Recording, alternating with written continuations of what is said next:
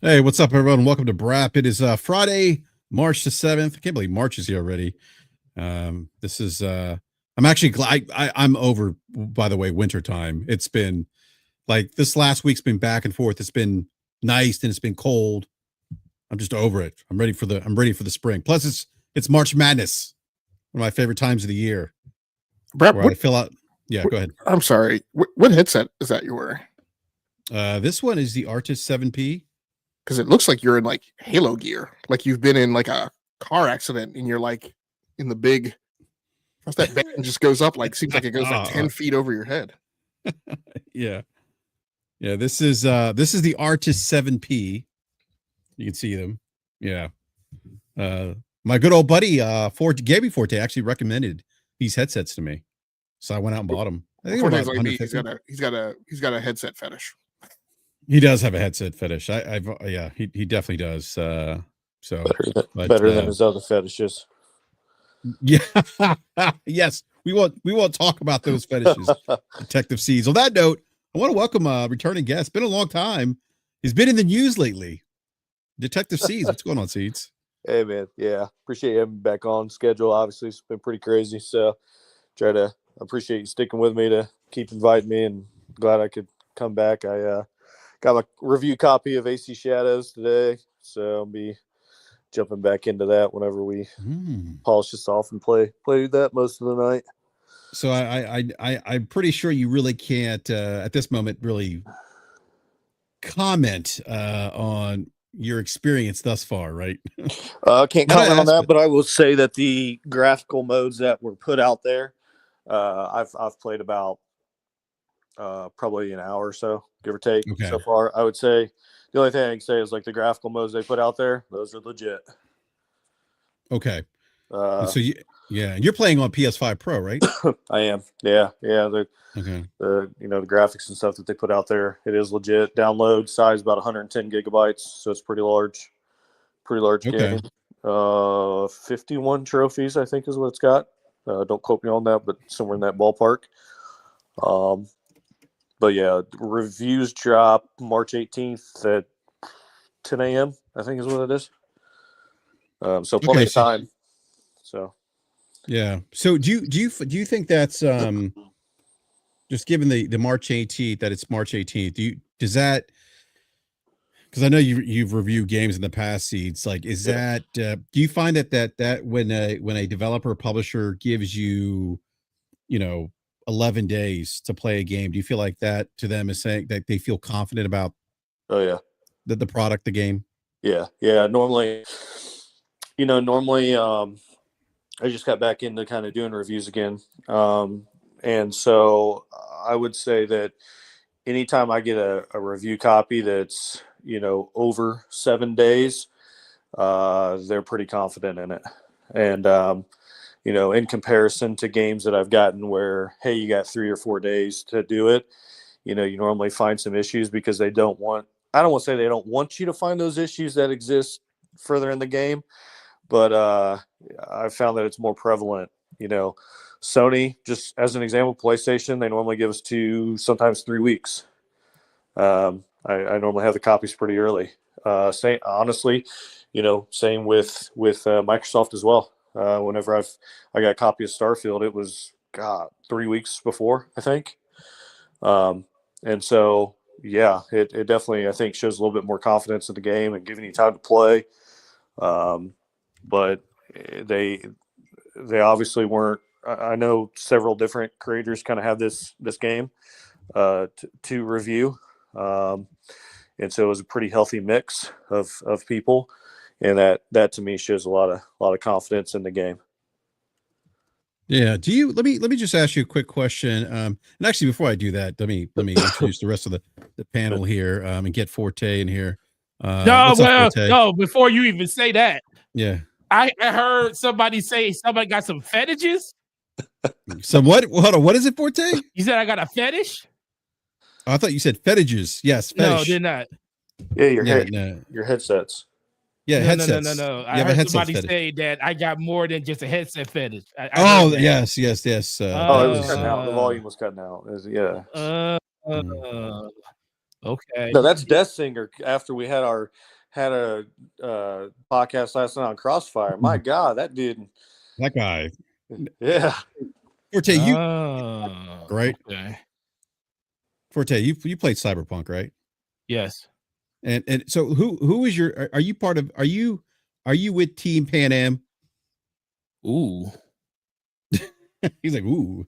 That's a yeah. Yeah. That is a yeah. Yeah. It That's is a yeah. yeah. Yeah. I Okay. dabble. So you. Oh my God. I dabble. So Death Singer, by the way, Death Singer was like all about Pan Am. I think since he admitted to downloading Mods. the nude mods for her. Yeah. He went straight goon mode. He went last night, man. Yeah. Yeah. Yeah. Well, way to kick off a show, bro. I'm totally hijacking this shit. I'm never going to be invited back. Well, you got Forte here, so that's good. Well, I was getting ready to go to the store. I was gonna come in here after I left the store, but I was gonna go to Walmart because I got a baby shower tomorrow, so I got to go pick up some baby shower stuff. Congratulations! I don't have a baby. I have my baby. My babies are grown. I was about to say congratulations, Forte. That's awesome. Oh no, man. More kids? No, I'm good. 13 years. Man. They're 13. Low cheapest one is 13. Cheapest, not youngest, cheapest. Cheapest. That's funny, man. And she ain't even cheap no more. Oh my goodness. But yeah, I do have a headphone. You should see all these headphones I have here. Well, I was telling Seeds that because Logic was asking me about my headsets. I'm like, these are Artis 7P. I'm like, Forte actually recommended these headsets to me. Sure did. Yeah, those and the other art. There's another Steel Series headset you recommended that I got too. I have the 7X or 9X. Yes. I forget which one. Yeah. Yes, 7Xs. Yeah, so I got those two. I have 7Xs for Xbox. I have 2 pairs of 830. 830, the Star Wars ones. I have 2 pairs of those. I have Rig 800s. What else do I have? My 7Ps. Astro 850. Oh man. Rig 500s, Riv 600s. And my favorite was my Steel Series Arctic Nova Pros. $350. Greatest headset ever made. Which ones are those, Forte? The Artis what? Arctic Nova Pro. Oh, okay. Those are the newer like Artis, like those are the ones with the after the 7 series. Yeah, those are the ones with the swappable battery. Yeah. After the 9 series. They were the ones I told you to get when you got the 7Ps. Oh, is that what you told me to get? Okay. Gotcha. Yeah, those boys are. It's a 40-hour battery, so basically it's 80 hours because they give you 2 batteries and you can swap when what's about to die. They're the greatest thing ever made, and they're just as comfortable as the ones you have on your head right now. Sweet. All right. Maybe it's time for an upgrade. Hey, but man, let's do it. Yeah, I'm about to do that. But yeah, let me introduce the rest of the panel here. We got Game Logic with us. What's going on, Logic? I'm good, man. Sorry, I'm a little distracted. Best Buy just popped a Apple sales event, only on until Sunday the 9th. So I'm having to re-rack and stack some of my considerations I've been making during the week. Oh, Lord, Logic. I'm not gonna pocket watch today. Logic. I was Forte probably got a couple GPUs. Look, I was Logic. I was this close to buying the Apple TV today. I was getting a DC something, DCPH, DC something. Anyways, like it was an HDMI error code with my Roku, and I was like, fuck this. I'm gonna go to the store. I'm just gonna get the Apple TV. I'm done. And by the way, Logic, I am getting an Apple 16 in the mail in about 7 to 10 days. Now, not my personal phone. This will be my business phone. But hey, just a straight 16. Yep, straight 16. Yeah, yeah. If you ain't going Pro Max, what's wrong? Hey man, hey, you know what? That's up to my company, man. I've got nothing to do with that. You know, I'll take the Apple 16. Look at you, man. Welcome quite to the quite honestly, I've got 16 Pro regret. In retrospect, I mean next year, I mean I'll definitely go with the 17 Plus because I would just prefer the larger screen. So actually, I've been taking breaks from my 16 Pro and have pulled back out my Pixel Fold. My nice. foldables just with the larger screen real estate. Just See, I don't have preferable in this to. case. I have to worry about that. My wife works for T-Mobile corporate, so I Oh, always get her hand me down. Forte. So Let me just tell you, I'm on Pro Max, 15 Pro Max right now. Forte. Let me just tell you, 16. Well, my Forte, personal let is me- the 16 Pro Max, so that's my normal daily driver. But my 16 Pro is my line that I use for my work phone, and just some days I'm over the smaller screen. How do y'all keep up with 2 phones, man? Two. Okay, Forte. I'm sorry he about said you. two. This Forte. man Two got phones got is when I was phones. single. He got So I phones had for to have a burner businesses. phone. He got phones for work. He said 2 phones when I was He got single. phones to talk crap Oh my about God. all of Xbox and PlayStation and how they get on his nerves and why they should be part of the PC master race. So he got a bunch of different phones for a lot of different coverages.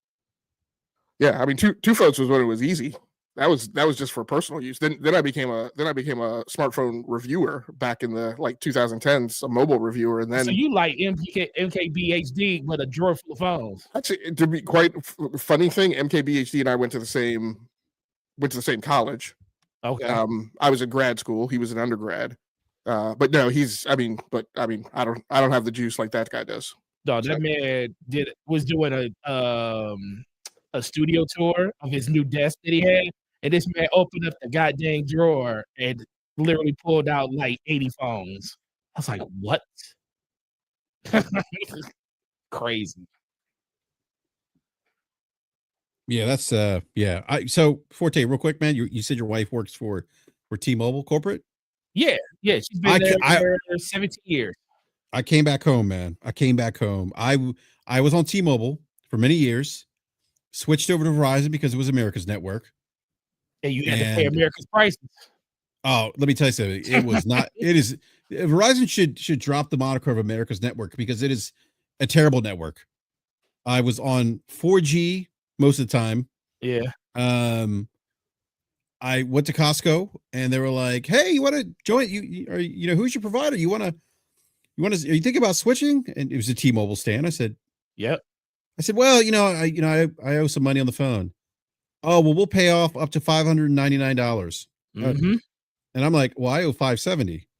Let's go. I was like, let's go. And I made the switch. You went the switch.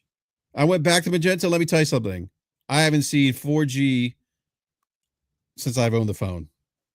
Oh, I haven't either. So if I see 4G on my phone, I think something's wrong. Right? It's either 5G or Wi-Fi. And no in between. But yeah, she's been there for 17 years, and so we have a nice little balance in how phones are distributed in our house. So both my kids have 16. My wife and both our kids have 16s, just basic 16s. She had a 15 Pro. I upgraded from a 13 Pro Max to the 15 Pro Max because she gave it to me. And I told her, I said, if you ever get a regular phone, give it to the kids because I will do nothing but get Pro Maxes. So I will wait until she gets another Pro Max and she can hand it down to me. So I don't have to be on the bleeding edge. I'm only a generation back. Forte, iPhone, best phone out in the market? No. Oh. No. I think perception it is. I think it depends on what you want to do. Part of me wants to go back to Android because I like the open ecosystem, open source. I miss that. But the last iPhone I had, not iPhone, Android I had was a Note 6. And this is because T-Mobile had you could upgrade every year. So that was the first time I switched over to Apple. I got the Apple 8 Pro, the bigger version. And I was like, okay, I'll switch every year. I'll go back and forth just so I can kind of stay with the Android ecosystem. And then the next year, that's when the Note 7 came out and it blowing up in people's pockets. And I was like, well, I guess I'm not getting that phone. So then I skipped that one. And then I ended up going to straight to the 10 because Apple skipped 9 and I got a 10. And then I just didn't trust Android after for a while. And then it got to the point where I started buying watches. And then it was kind of over at that. My family everybody in my house got Apple phones. And it's like FaceTime is too addicting. And I'm just kind of stuck in the ecosystem now. But lately I've been kind of thinking about going back. I kind of want to get the new Galaxy phone or the S Ultra. But I'm kind of hoping Apple finally does a fold at some point. But we all know they're about 7 years behind everybody else. But when they do it, it'll be great. When they finally do it. Yeah. All right. I'm gonna go back to Forte, by the way. Welcome to the I show. miss you guys. Great to see you, sir. Great to see you. Except we'll go back to call me sales fetish about something, get me in. that actually was pretty funny. I want to go back to Seeds real quick. So Seeds is Forte. I don't know if you caught this, but he's currently reviewing the new Assassin's Creed Shadows, which comes out March 18th. Nice. And so Seeds, like, I know you really can't talk about the game, but can you even say whether or not you're enjoying your experience so far? Like, are you allowed to do that, or? No, I can't give any. I think the exact verbiage is like emotional feedback or positive or negative. The only thing I can say is that, like, the stuff that's been put out there in terms of like the graphical settings, things like that, is accurate. Game side, like the file downloads, stuff like that. But yeah, not allowed to say one way or the other. Damn. Oh man, I wish emotions now. Yeah, I wish we could get something. But Seeds did say Forte that, because I asked him a question. I said, you've got a review copy already. It's 11 days out. Is it your opinion that when publishers release games out to media for review, like 2 weeks before, whatever the case is, in this case, 11 days, do you feel like that's a good sign? And Seeds did say Forte that he agrees with that idea that, yeah, that typically that's a show of confidence. Typically, yeah. He can't really answer that question honestly because it would kind of give him he'll kind of give away how he probably feels. I can just say based off like previous experience. Yeah. It's games that I have gotten that early. Like I said, typically they are very confident in at least it being polished. Now, whether or not, the story hits you and things like that is good, that's to be determined. But when it comes to like the actual polished version of the game, they're normally confident in it, given us that much time. Yeah, I agree with that. That's that's enough time to platinum. Yeah. Hey, so Seeds, I'm gonna ask you another question. Seeds, I'm gonna put you on the hot seat here, as Mooch likes to say. So we had a conversation last week about PlayStation's first party. And some people in the comment section after the show weren't too happy about our conversation. And basically what I was saying was I just felt like with first party, and look, and I'm not saying they don't have any exclusives, but people ran with that. Oh, what about like, the second party stuff? I'm like, yeah, that's not what I'm talking about. Like, I get they have exclusives. I get like they had second party exclusives this year. Like I get all that. Or last year, and that's great. But what I was speaking to was that from a first party perspective, I think they shut out the gate pretty strong. And then I feel like it's kind of been a little more quiet, right? Yes, they've had exclusives from some of their publishing partners, other studios. And I'm not saying those things don't matter or count. But I do think in comparison to the midpoint and latter point of PS4 generation compared to where we are today in comparison, right? feel like they're a little bit quieter. Like it's not.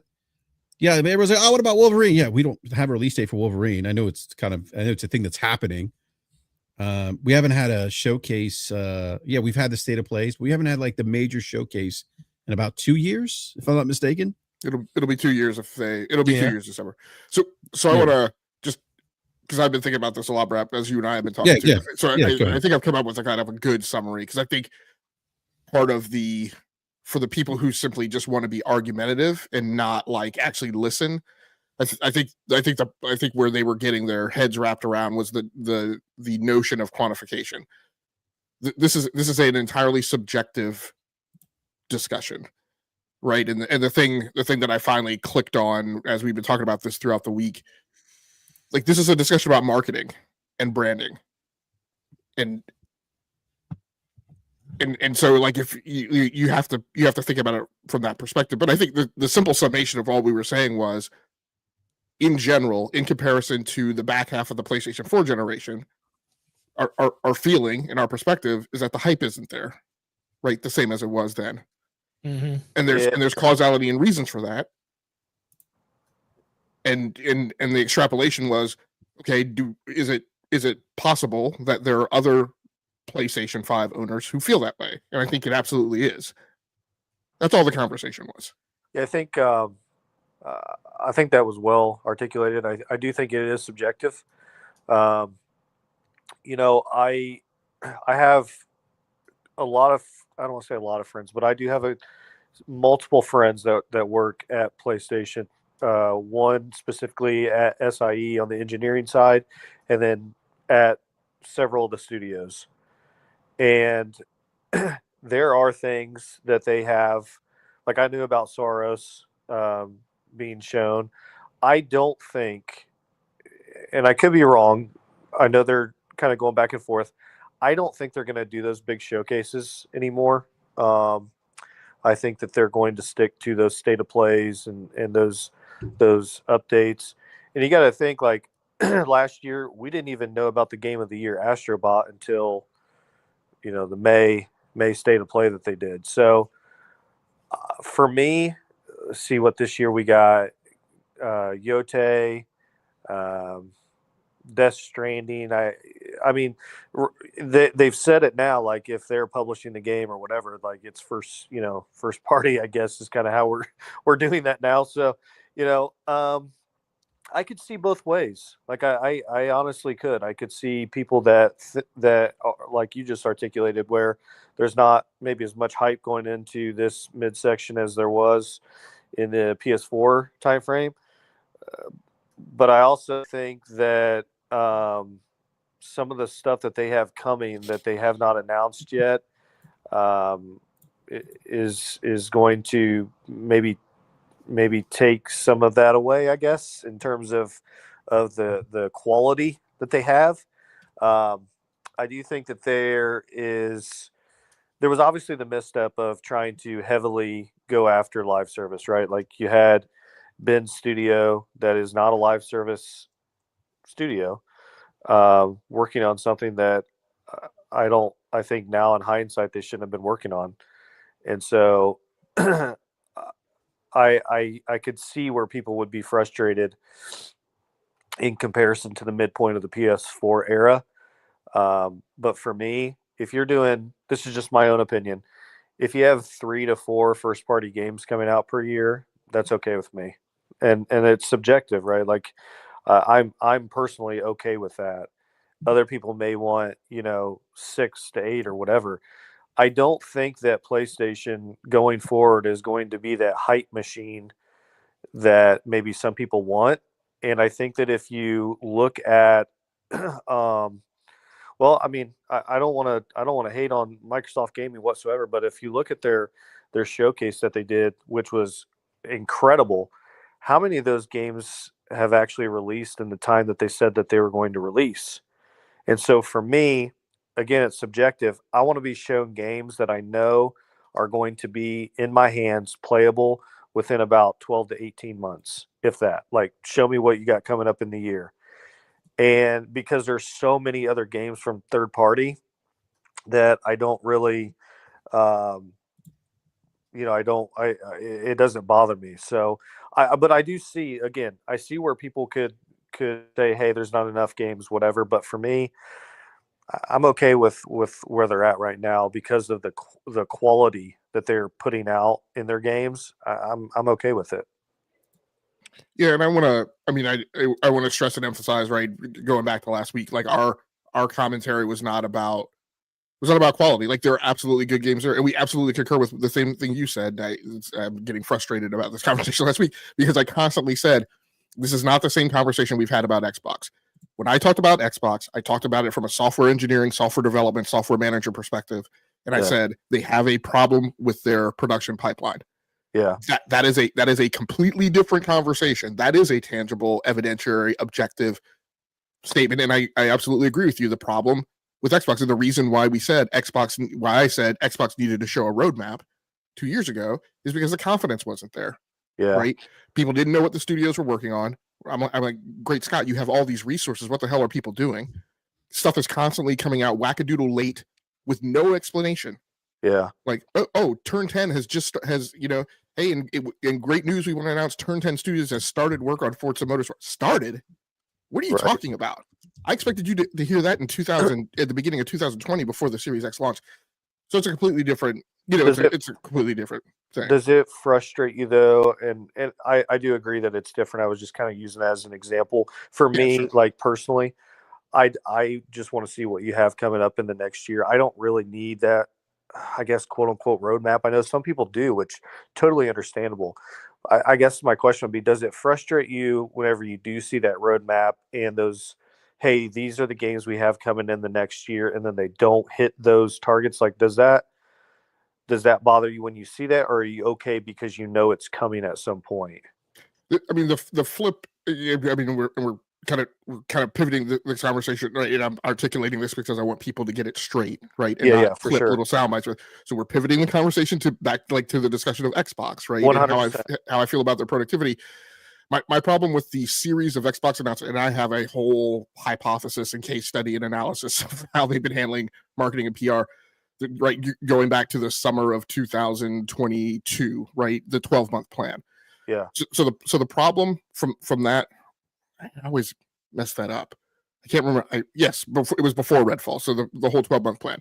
Right. The problem with that was not necessarily missing, and it really started around that time. It wasn't necessarily missing the dates. It was, sorry, BRAP, I'm about to impact your monetization. It was the bullshit manner of handling it and talking to consumers like they were stupid. Gotcha. So Okay. 2022, it's a 12-month plan, right? First of all, part of my problem is with the Xbox community. When I started saying, hey, there's a 12-month plan, and I can, like 6 months later, I said, I could already see that they're like the beginnings of them not delivering on that. For sure. And the Xbox community was like, oh, it wasn't a commitment. Read the small print, right? In the slide at the end of like, get out of here with that. Yeah. So, but then it was then January, right? The developer direct, which was a much larger developer direct. I'm like, oh, we're not going to talk about Starfield at this thing, right? Yeah. Then 6 weeks later, the first week of March, you announced that Starfield is delayed. Yeah. Now, because I have a very strong belief and feeling that I understand how software development works, what I firmly believe is in January, when you did the developer direct, you knew damn well that Starfield was being delayed. Yeah. Right. But you bullshitted everybody and said, oh, we're just not going to talk about it. Same thing. And they also concurrently, they announced at that moment in time that Forza was delayed. Now, what they did during the developer of the direct is they just showed on the screen 2023. Yeah. So I'm like, guys, like, come on. Like you trotted Sarah Bond out on stage last summer and she said, you're going to be playing these games all within 12 months. Then you come onto the stage in January and talk to us as if you didn't say that, as if we're not going to notice. Like, what is that? Right. So that was the point in time to me that I felt the marketing PR became directly offensive. Like I felt insulted. Yeah. Like watching it. Like I think part of the problem is like hey babe, what's up? Hey baby. I think sorry. No, you're good. You know the funny thing is I went to mute myself thinking I was unmuted, and I unmuted myself when I did it. Oh my god. You know, I ain't gonna turn down an opportunity to do that, man. Hey babe. She was like, she just screamed out of the bass, was like, hey babe. I'm like, hey babe. Yeah, yeah, I definitely, I think part of the problem, man, like gaming as a whole, and the reason I wanted to ask that question, not to like as like a gotcha moment or anything like that, it's we we as gamers have become so unable to have these like calm conversations to understand each person's different subjectivity on what they want and what they look for from these companies, right? Like you may want to see a longer roadmap and I don't, and that's okay to have those differences.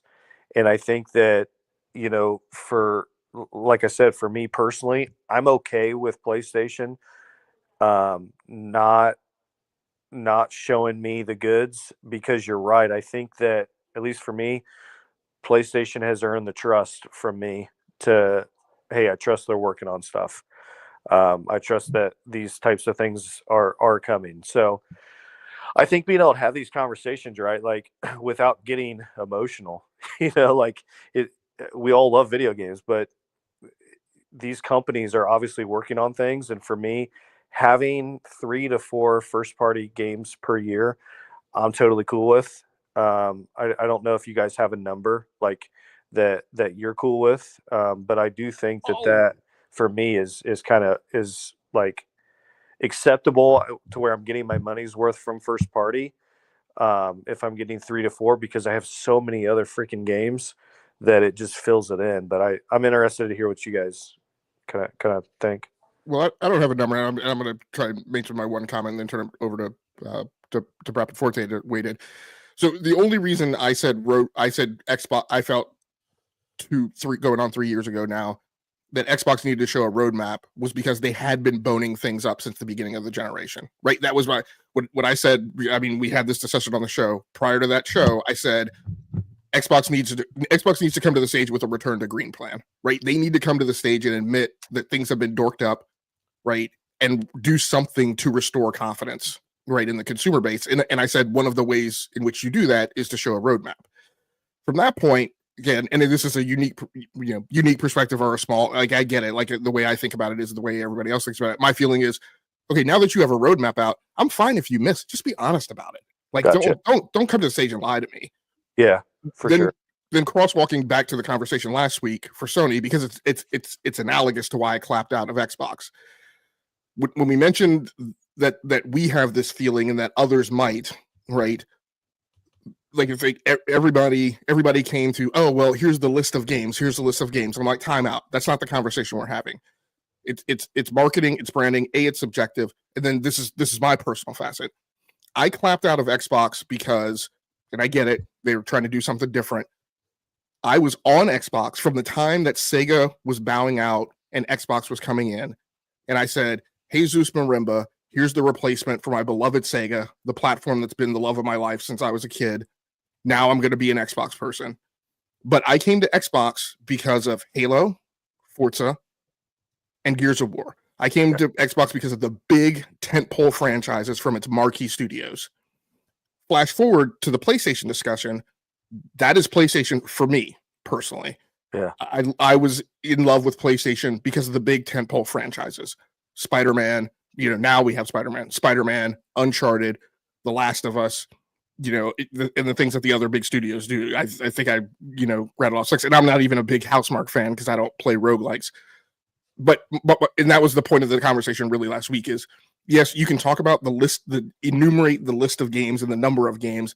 That's not what I'm about. What I'm about is the love of the platform for me was the big cinematic Michael Bay summer blockbuster types of I was about to say movies, types of games, and those level of announcements don't seem to be as big or voluminous or or as impactful as they were at the end of the last generation. Okay. That all being said, it's also all fine. I'm not on consoles now. I'm PC gamer only. So, but the point of the conversation last week was, hey, here's a nucleus of people who feel a certain way. We're hearing that from other members, and we got the content creators, social media. I get that, right? But my point is from a marketing case study perspective, if I'm the marketing guy, I think I'm coming up with the same evaluation that the heat and the buzz in what we're doing about the Madison Avenue of our business isn't quite the same as it was last generation. I got you. BRAP, are you kind of in the were you kind of in the same boat last week of wanting to see more of that? I guess maybe a roadmap of here are the games coming. Like, where are you at on that? Yeah, I mean, I do want to see more. I mean, there's a certain level of excitement for me, and I said this last week too. Like, I buy PlayStation 5 or PlayStation consoles really for the first party stuff, right? Yeah. Same reason why I bought a Nintendo Switch. I bought it for the first party stuff. And but I don't complain as much with my Switch because I don't play it as much. I definitely utilize my PlayStation more than I do the Switch. And so look, I go back to last generation. There was a lot of noise, a lot of buzz, and so as someone who likes the PlayStation first party games, I was just speaking from my own perspective, and for someone who's appreciative of the great work that their first party studios do. I'm a big believer that like Sony, from a first party perspective, I know a lot of people like to say, oh, they do the over the camera type of stuff, the time. Yeah, I mean they do, but they still make really good games that other studios just don't make. Like there's no one. We talked about The Last of Us Part 2, right? Whether or not on Crossfire, whether or not they're gonna do Part 3, and we really went down a rabbit hole. I mean, like what how many studios can create an experience where a group of gamers will get together like we did last night and really talk about the impact of the stories being told in those games and the characters that they interacted with or that they played as, like there's very few studios that can do that and that can tell stories the way that Sony first party studios can.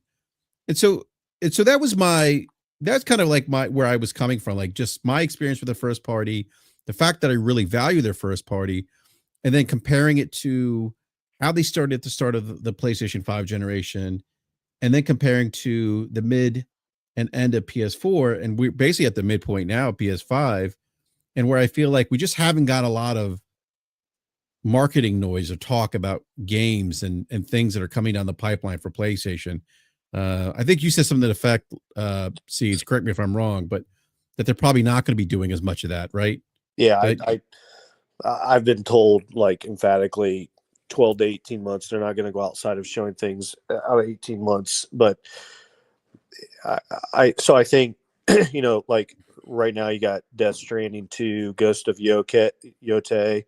I don't have the entire list in front of me. You got some of the Lost Intergalactic.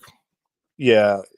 Soros, that's probably Soros and Intergalactic will be next year. And Wolverine. And then, I do, whether you want to count a remaster or not, you got Days Gone remaster, and then you got, was it Lost Souls? You got Hell Is Us, I believe is a PlayStation exclusive, which I think is what they, I think if they're publishing it and paying for it and stuff like that, you got their China Hero projects. I think they're up to like 10 games. I think that they've kind of put out there. I'd have to go through the list, but I definitely understand what you're saying for sure. But yeah, I think the days of having those big showcases where they do that are probably done. I think they may. I know there is conversation whether they're going to do one into May or not. I still think they're going to do a state of play, but that's to remain to be seen, and may not do an actual showcase until the PlayStation 6.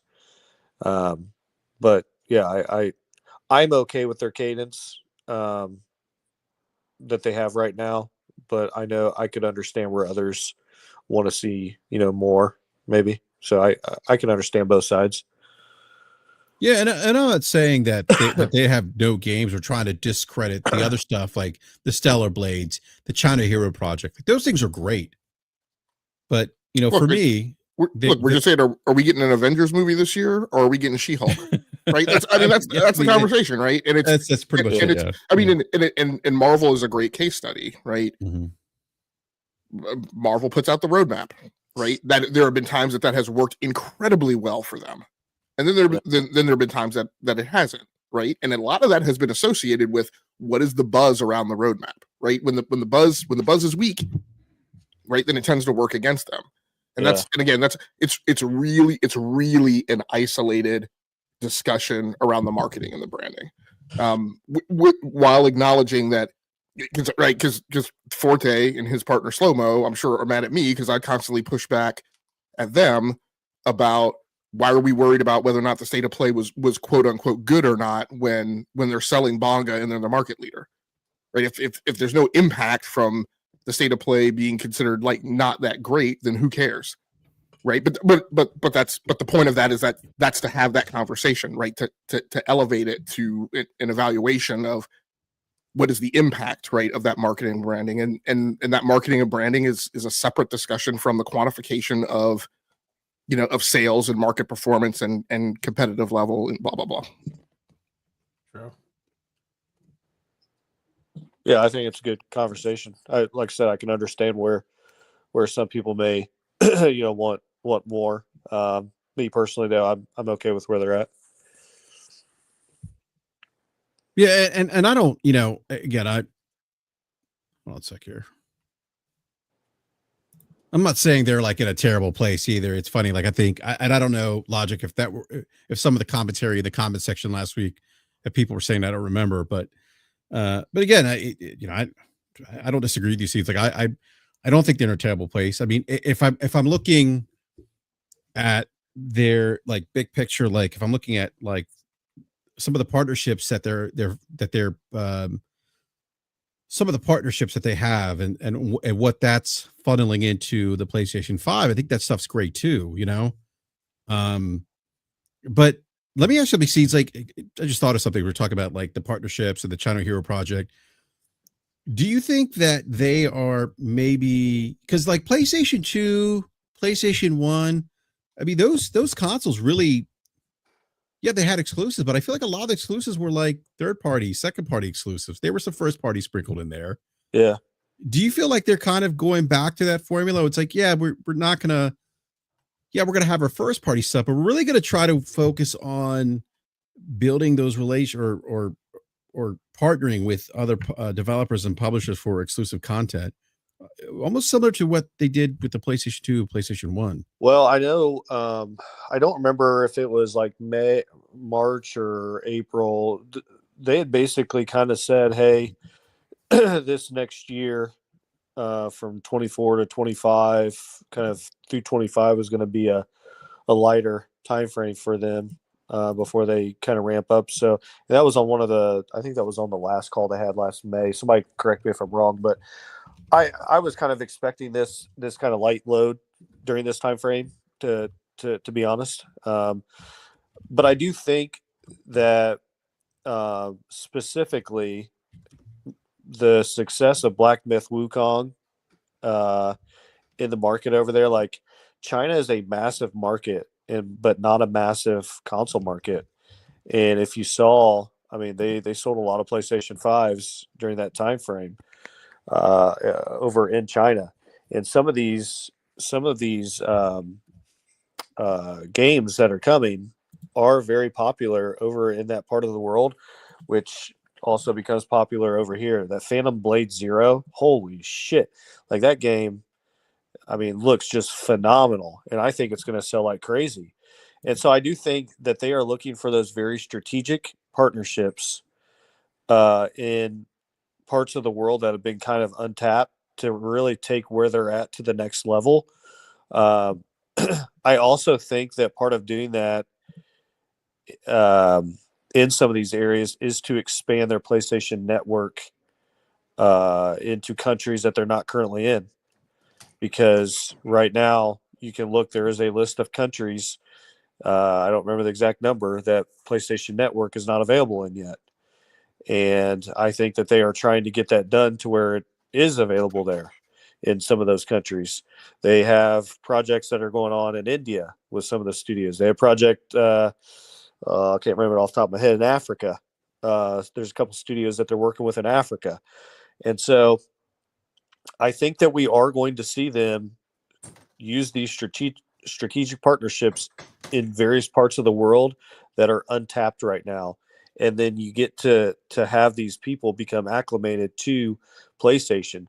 Right now, we know that what's the number? What was it, like 16%? I'm going to screw up the number, but it was a massive percentage of new PlayStation owners did not have a PlayStation 4.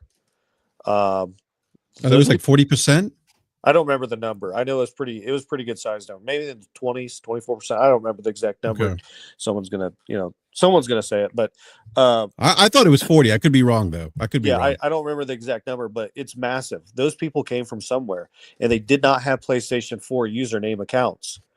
Most people want to carry over their information, right? So the argument of, oh, they just set up a new username, I don't really buy that. They want to carry over their library and their trophies and stuff like that. So people in chat saying, what, 42%? That's a lot. And then you have more that have not upgraded from their PS4 to PS5 yet. I think Grand Theft Auto 6 is probably going to cause that to just go gangbusters, and they're going to sell a ton of consoles. But to answer the question, yes, I think they are going for these very strategic partnerships. They know that currently, obviously, Microsoft Gaming is transitioning over more toward putting their stuff everywhere. And when you look at the market as a whole, like, you have to look at the numbers. Xboxes are in the low 20 millions. PlayStation's got to be approaching 80 million now. That's a big difference. And so I definitely think that they have the power to be able to go and look at how many people we have in our ecosystem. Let's do a deal. And I think that they're looking at that to provide that filler while their studios are making some really, really cool games to finish off this generation and then pump out the PS6 to have a pretty good start on the PS6.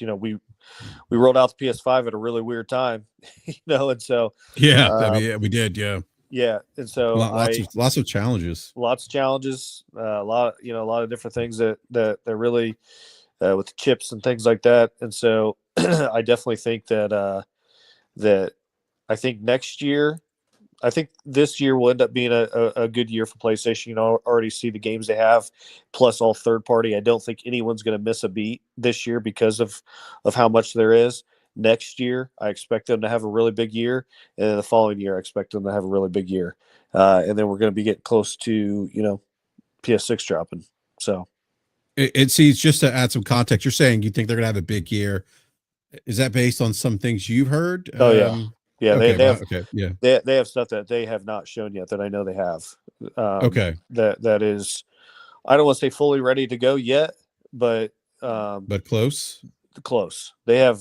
Okay. I mean, obviously, I knew about Soros, Sony Santa Monica. They have something that's getting pretty close. I would expect a new Gran Turismo here within the next year or two. Unless they decided, hey, we're going to hold off, put on the PS6, but I don't think so. And then there's a couple other studios that have some stuff that they were working on in tandem to the live service stuff they had. Bend, I don't think you're going to see anything out of them until PS6, other than the remastered. The remastered is them, trying to tap into how hot Days Gone was when it got put on PS Plus, and they're going to recoup some funds that they spent on that live service crap they were working on. I think there's a possibility you're going to see something from Insomniac other than Wolverine. And then I do foresee the next 2 years you're going to have a little bit more meat there for you to eat. Yeah. Speaking of go ahead, Logic. Hey, BRAP, somebody has clearly been shopping for tires. Oh, That's hilarious. Your browser has obviously grabbed your cookies. Yeah, exactly. Yeah. oh, Yeah. man. If you guys want to know what BRAP's been shopping for, you can see it on the right-hand side of the screen there. Yeah. I love those tires. It's funny. I was having that conversation with C's before we went on the air. So Yeah, just But for speaking, instance, I think you're going to see Wolverine here pretty soon. oh, I hope so. That would be awesome. Seeds. I Yeah. mean, that's one of the games I'm looking forward to the most. But speaking of live service stuff, Sony did. This was reported 2 days ago that Sony's laid off an unknown number of individuals from their San Diego-based visual arts studio, Yeah. as well as PlayStation Studios Malaysia. This is according to Kotaku. Per Kotaku, staff were informed early this week that March 7th would be their last day, and included developers that contributed to a number of different projects, such as recent canceled live service game at Ben Studio. Visual Arts is the art and technical support studio that has worked over the years with PlayStation's other first-party studios, most notably the recent The Last of Us Part 1 and 2 remasters. IGN has identified a number of developers on LinkedIn saying they had been laid off from Visual Arts, as well as at least one from PlayStation Studios Malaysia. One former Visual Arts employee noted that layoffs were due to multiple project cancellations. So, yeah, we talked about this on Crossfire last night, Seeds. My 2 cents last night, I wasn't surprised. Project cancellations, you tend to typically see an impact to staffing. Would you agree with that logic? I mean, yeah. I mean, and then that volatility is just going to depend on what's going on the market, and it will depend on people, whether or not people are retooling. Sony obviously spent some time this generation going down the path of live service. I don't know if that's still like the bee's knees, right, within those halls. We've talked like over the last few weeks about how the industry is constantly changing. And trends are constantly adjusting, and you're constantly trying to like weave this line between, sure, this thing is hot now. Is it going to be hot in 5 years? What is the best way to bolster my portfolio, and what is the competitive market like? And like Matt Piscatella said a few weeks ago, and I've been saying this for years. I'm like, look, yes, live. If you hit a live service game, it can go bonga. Your problem is all the other 800-pound gorillas that are in the room that are sucking all the air out of the room and eating everybody's lunch, right? That's your competition. So a few years ago, like 2018, I think it was, that E3, like 12 development studios came to the stage between E3 and the PC gaming show and said they were working on a battle royale. And I'm like, what are you guys thinking? Like at the time, Fortnite had blown up the year before in 2017. And I think Warzone had fielded at that. And I'm like all of you guys coming to the battlefield with battle royales makes no sense, right? And at the time, PUBG was a thing, and what we've seen in the years since is that PUBG was a moment in time, but you're highly unlikely to see another PUBG again. So, obviously Sony's kind of reevaluating kind of how they're going to want to structure their portfolio, and they're gonna have to make decisions. I've said the same thing about Xbox, right? Like, people getting let go at Xbox, I highly suspect is not only greening the field from where they overhired, but also the notion that building the CD bomb takes a different skill set, right, than the people that they had on deck. And Toys for Bob is not the studio that's going to help you put Call of Duty on freaking Nintendo Switch and in the cloud. Yeah. Forte or Seeds, any other thoughts on this? Yeah, I'd said last night, and I actually texted one of the guys. He works at Ben's studio, because somebody pointed out in chat last night. Like, I was told specifically that this group was cut because of the AI kind of roadmap that they have, and transitioning, because it is their arts. They were doing internal art for various studios, and they're able to do that with AI. And I sent him a text. I was like, hey, did these people actually work, for Ben, with Ben? Like, what's the deal? And they were working on the art for the live service game. They did not work for Ben, but they told me specifically, hey, these jobs were kind of on the chopping block for a while because of the AI implementation of this new program that they have for generating art. Microsoft has the same thing. They announced as part of their making games better, faster, whatever, with AI. So I don't expect this will be the last time that we see this. I think probably more of these art positions will be cut. Unfortunately, like I mean, I never want to say like somebody's going to lose their job, right? But I definitely they've talked about this kind of coming for a while of AI is going to start, taking some of these positions. I think Hollywood probably alluded to it first. Yep. You know, losing some jobs for different things, and I think you're going to start seeing it more and more. But these, I think it was 18 to 20 people is what the number was.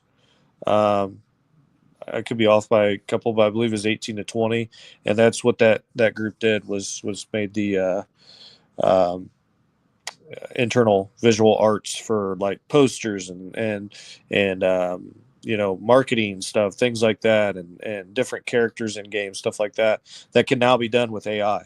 So I expect we'll probably see more at some point. Yeah, once you have the palette down and the direction you want to go in, you're just telling the AI model to replicate upon that model in different ways. So it's just, it's unfortunate, but it's just like when a lot of these jobs, you hear a lot of these people losing their jobs and stuff. It's just mostly due to the fact that their job just isn't needed anymore because they did the part of their job that they had to do, and now they can now the companies and publishers can just focus on reproducing that product through AI, and expanding on it through that. So it's you're right. This is something that we kind of seen, starting when it came to the to Hollywood, the movie industry and stuff. So it's just more and more stuff like that's bleeding through, and we kind of just seen the writing on the wall with this for a while. All of these tech companies are putting so much money into AI, and this is why. Not only does it cut down on development times and stuff like that, because you don't have to produce it consistently over and over and over again like you had to do when you had talented developers creating that asset for you. Now you're taking the job of, like you said, 20, 30 people, and once you have 3, 4, maybe 5 handful of people that create that stuff, now it could just be, disseminated across, all those disciplines across AI, and they could just repurpose it as much as they need and change it as much as they want. And and a computer and the AI model doesn't have to rest. And that's the benefit that they kind of see from this at this point. Forte, you just said AI doesn't have to rest. That is my fear. Morpheus has warned us about AI. All right, sorry. So you are on the red pill or the blue pill? Which one's the one No, where you get out of the Matrix? We I don't didn't remember. answer the question. You just got a red or blue. Blue pill. Okay, so you want to go down the rabbit hole? Got you. Look, Morpheus warned us. He warned us. He said, "Hey, With man those little bitty gave." Yeah, on. Yeah, I won't be wearing the glasses, but of course, who was it? Not Doomsayer. Death Singer was like, "I want to stay in the Matrix." Man, That's what he said last night, so he could play video games. I mean, it's scary, man. If you look at some of these models out here and the things that people create, like I have a couple of YouTube channels that I watch that made their own AI WAN models and stuff, like version 1. They're on version 1.3 now, and just watching how you could just take a stock photo and just literally turn it into a full-length video that's 20 20 seconds or 30 seconds long, and it just has version 1, 2, 3, 4, how many ever iterations of a generation you want to put into it. The longer you wait, the better it gets. And those are kind of things that you're kind of dealing with at this point now. But it's just video games are just another thing that can really, really benefit from that. That's why you see, that's why you kind of see where the 50 series cards are now, why a lot of people are kind of, I'm not going to say really up in arms, but that's why you kind of see the raw performance side of things being taken away from these graphics cards like that, because the AI side can generate so much of that stuff, fake a lot of that stuff that normally you would have to produce in a hard way. Now it could just be faked to the extremes. Yeah, It's kind of crazy at this point when you kind of look at it. Yeah, let me grab this super chat here real quick. Pay the let's, bills. Gotta pay the bills. Yeah, I mean, to your point about AI, I mean, Forte, it's, for those who can't tell, I do a lot of shopping truck tires. I mean, they are AI videos on YouTube doing truck reviews, and it's like it's pretty damn good. Like the videos themselves. No, are just pretty, think about it. You can go yeah. to there's a I forget the website that does it, but you can literally go and pay to have a AI voice, and all you got to do is take 3-4 minutes of just talking and Mhm. training it, and literally it can sound just like you. Like it's not, Oh boy. it's not even just you can't even really tell the difference. Yeah. It's, Okay. it's wild, bro. Yeah. Street Shadow with the $10 super chat. Thank you for that, Street Shadow. Says, I think Sony's leveraging their second and third party relations to bring exclusives could turn into studio ownership. Example, Insomniac games didn't become first party until a year before PS5. What do you think about that, Seeds?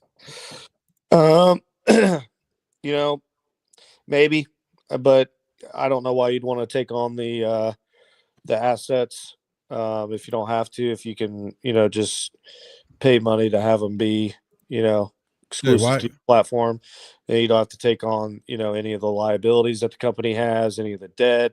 Why buy the cow when you get the milk for free, right? Correct. Yeah. I mean, that's kind of what you want to do if you can get the product without having to take on all the liabilities of it. Yeah, it's the best way to do it. So here's what I would say. I think if they find another studio, what's the name of the studio that created Helldivers? Arrowhead. Arrowhead. I think if they were to target another type of Arrowhead, their live service push is not done. Like it's not done. And so I think that if I were to guess what type of companies they're going to go after to bring someone on, it's going to be somebody like that, or invest more. I think they still have Katakawa. I think they still have majority even after Tencent bought a little bit more. Games, companies that are over in, Asia. I think, we could see them buying some of those. But when it comes to Ubisoft, things like that, I don't see them buying them. I see them just doing specific types of deals. Yeah. Yeah. And that's kind of been there, that's a great question too, by the way. That's kind of been, I think, as Street Shadow mentioned, that's kind of what they've done in the past, where I think he mentioned Insomniac. They've built those relationships, Housemarque being another one. And this is something that that Yoshida talked about, like their kind of philosophy of acquisitions, working with companies, partnering with companies, seeing if it's a fit, feeling each other out. I almost said that very bad, by the way. So anyhow, all right. Yeah. I want to move on. Unless anyone else, unless Logic or Forte has anything else to say.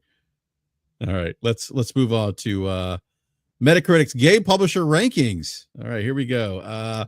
Which game publishers released the best games in 2024? This is the 15th consecutive year that Metacritic has sifted through 12 months of data to determine the best and worst game publishers of the year, based solely on the quality of their 2024 releases.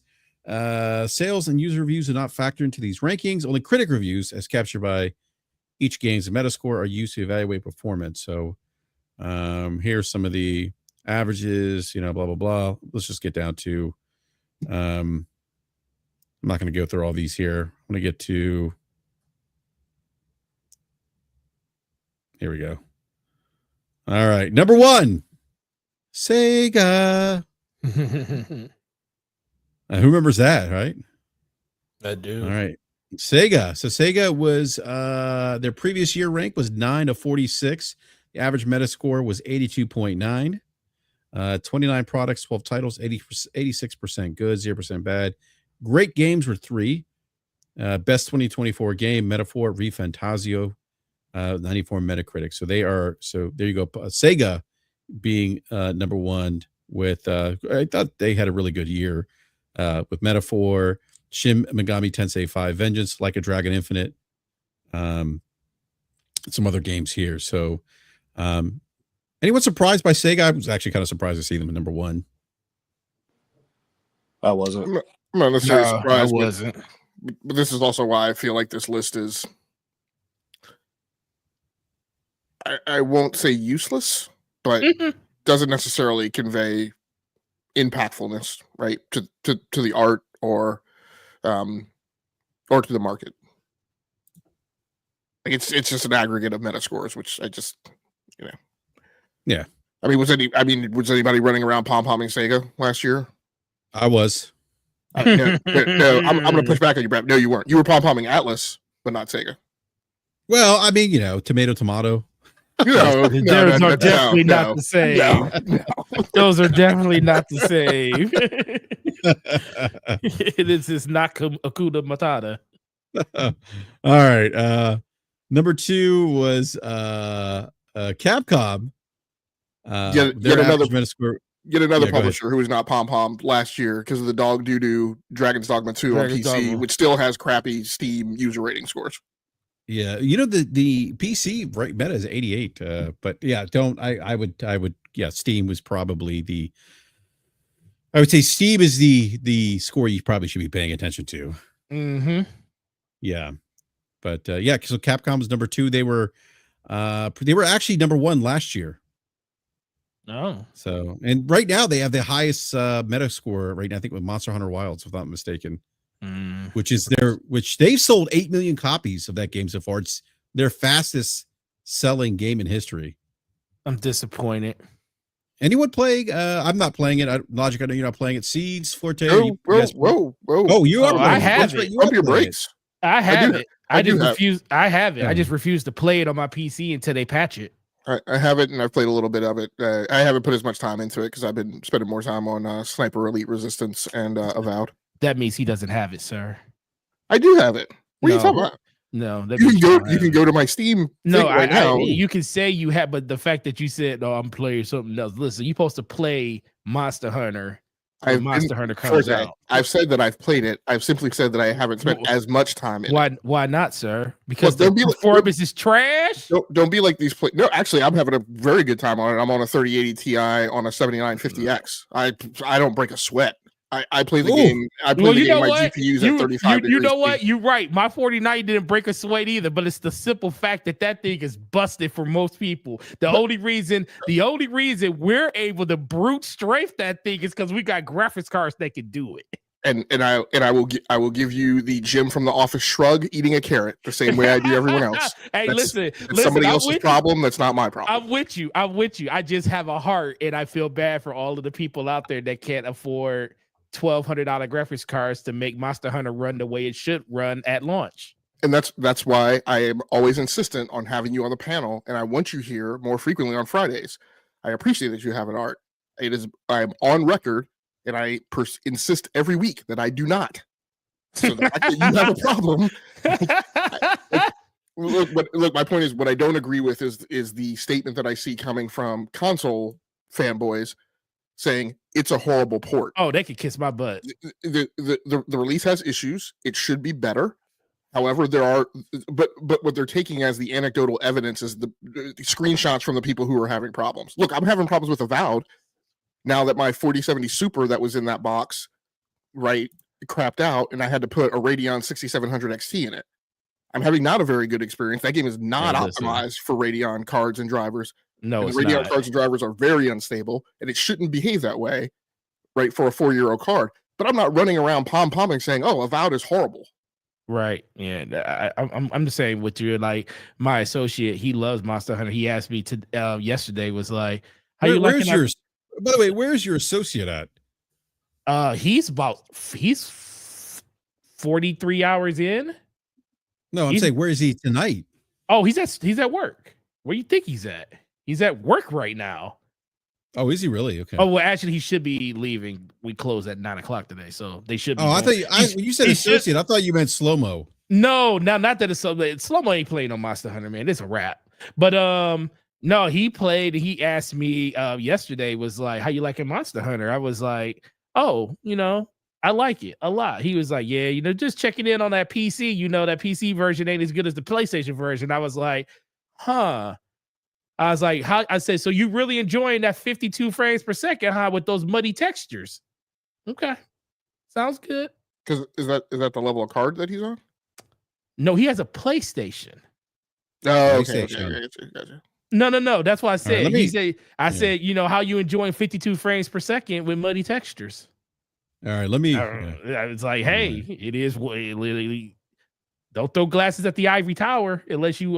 Throw wax at the ivory tower unless you want to get something Mhm. thrown back at you. Yeah. All right. Let me get to the top 5 here because I'm just gonna go through the top 5, not the entire list. Access Games number 3. Previous year's rank was 7. Average Metacritic score 78.8. Oh, that's 5 products, 5 titles, 100%. Great Game 0. Best 2024 game, Spirit Hunter Death Mark 2. Yeah, I heard you played 83 that Metacritic. game. You have played it. Or no? I heard you played it. No, I never played that. No. Ooh, look at that. Number 4, Sony PlayStation. They were average Metascore 80.9, 22 products, 14 titles, 73% good, 0% bad. Great games 4. Best 2024 game, Astrobot, 94 Metacritic. It's crazy how big of a disparity between average and high score was. Well, that's Concord dragging their asses down. That's what I was about to say. I was like, that is a huge. Like normally the average is like not plus 10 points, but yeah, Concord killed that number. Yeah, Concord. Yeah, but they were last year's rank. They were 13th. That's what's up. And then at number 5, Focus Entertainment with average Metascore of 79.1. One of the best games that came out last year. I like Focus, man. They're doing game some is good stuff. Freaking awesome. Yeah, Warhammer 40,000 Space Marine 2, 83 Metacritic. Should also not sleep on Bolt Gun. I think a lot of too many people did. I heard about that was actually pretty good. I didn't get a chance to play it. Yeah, as well as Banisher's Ghost of New Eden. And again, these are, this is great. And these guys, also behind the Snow Runner, Mud Runner games. This to me is an example of, we talk about this like with football teams, right? Not electrifying performance, right? But just slow, steady, right? That fullback that gets you 3 to 5 yards every play, right? And, this is what these guys do. Sounds like you talking about my Michigan Wolverines in 2023. Let's go. Slow and steady. Oh, boy. 3 yards in a cloud of dust. All the way to a natty. Oh my gosh, Forte. And then the Lions were the opposite of that. Hey. Let me tell you something. Until Jared Goff let me down, like I knew he would. Let me tell you something. That whole team, your Lions team let me down. They so bad. As a Commanders fan, Forte, they let me down. Let me tell you why. Who's your tight end again? Forget his name. Sam Laporta, right? Dropped a 13-yard catch. I needed 11 yards from him to parlay. Get the parlay. I would have won $468.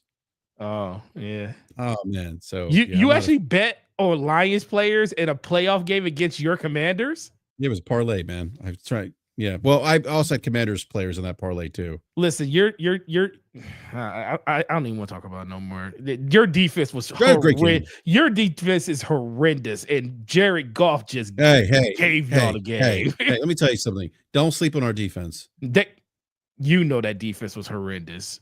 We're not okay. We're gonna move on to exactly. Move on.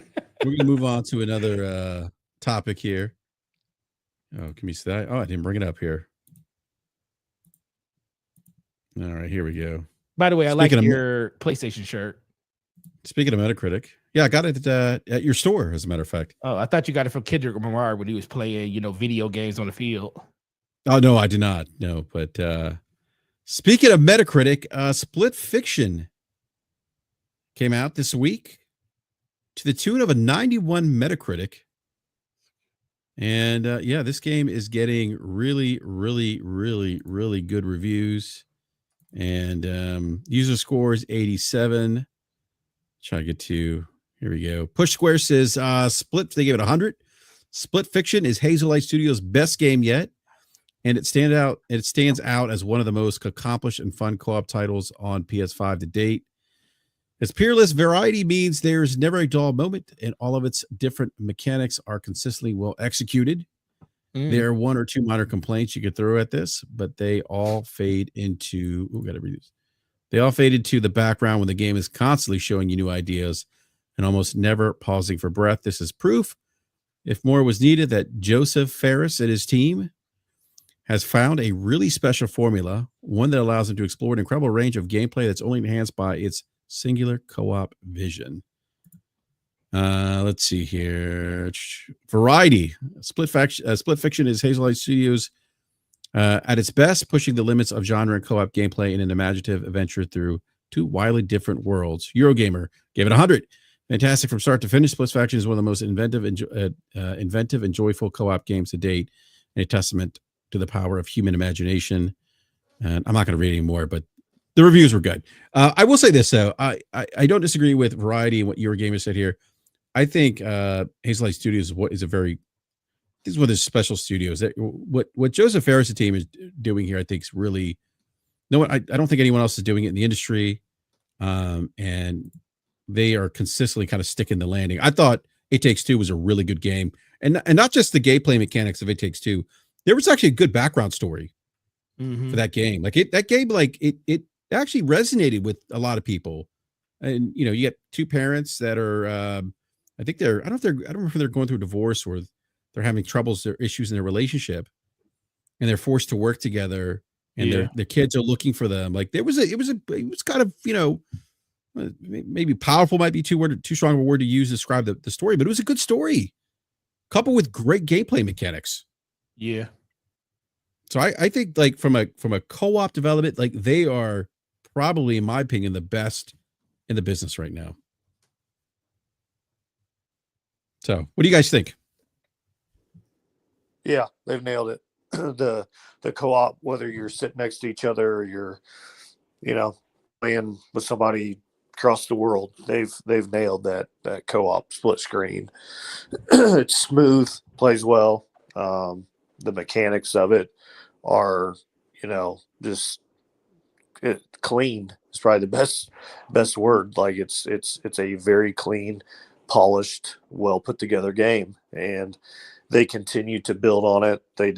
There's multiple like cameos of other games within that game, a lot of Easter eggs in there. And I definitely think that it's going to give, other games a run for the money on Game of the Year. These types of games, do really well at that show for Game of the Year because it speaks to a large, variety of players. And so when you're able to, now granted, if you bring your kids in, there is some language and stuff in it. So I think you could turn it off, but, I definitely think GTA 6 obviously is probably, the one that comes to everybody's mind as possibly being the front runner. But I definitely think that this game right here could definitely go in and win Game of the Year for sure. I mean, the dude's nailed it. I can't wait to see what they do next. Yeah, I wouldn't. I can't say I'd be shocked if this game was at least at the Game Awards nominated for Game of the Year. It did. It Takes Two actually did win. I believe at the Game Awards, if I'm not mistaken, for Game of the Year. Win. Yeah. Yeah. And I thought that game. I actually played that game with my son, and we had a blast. We had a lot of fun playing it together. Really good game. Forte, is this? Have you picked this game up? Are you planning on picking it up? No, I already have it. I plan on going through it with one of my coworkers in the next couple of days. Okay. Yeah. What about you, Logic? No, I'll probably be bypassing this one. What, you don't want to play with your significant other? No, she doesn't play games. You don't want to play with me? Pause. BRAP and I had this conversation earlier, and look, people in the chat, same thing. When I said, I don't have friends, jokingly, they said, "Oh, you can play with me," and I appreciate it. Look, just me being a curmudgeon, right? And generally like the notion of finding time, scheduling, getting synced up with somebody, right? Yeah, no. I appreciate it, but I'm just not feeling that logistical burden right now when, versus just starting playing whenever I want to play and doing my single player thing right now. Genuinely, Moral of the story here is logic doesn't wait in lines. I'm genuinely hurt right now because he just said that he didn't want to be burdened to play a game with me. It's not playing the game with you. It's losing 5 minutes of time when I get at best 2 hours to play at night. Frequently only get 30 minutes to an hour. But right. Yeah, but games are better with friends.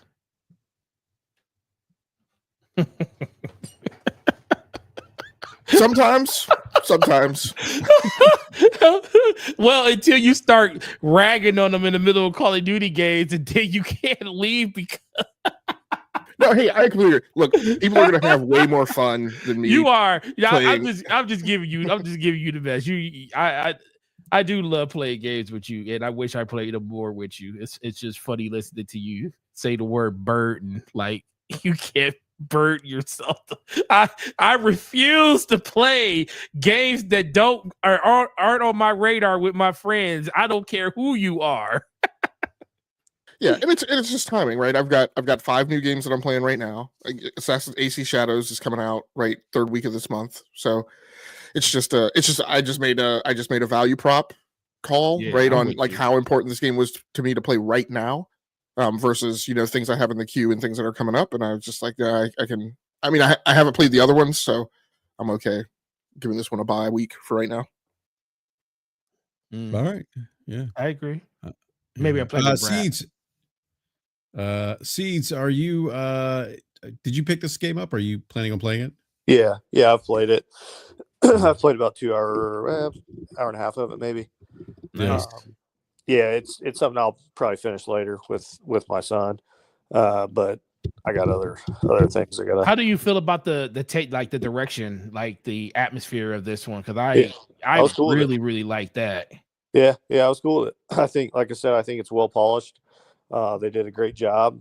It's one of those things where these types of games you got to work together because you have to rely on what the other person's doing, right? And so I thought I've never been a huge split screen guy, but the way that they do it is like so unique and so cool that it doesn't really even bother me, and I don't really notice it, right.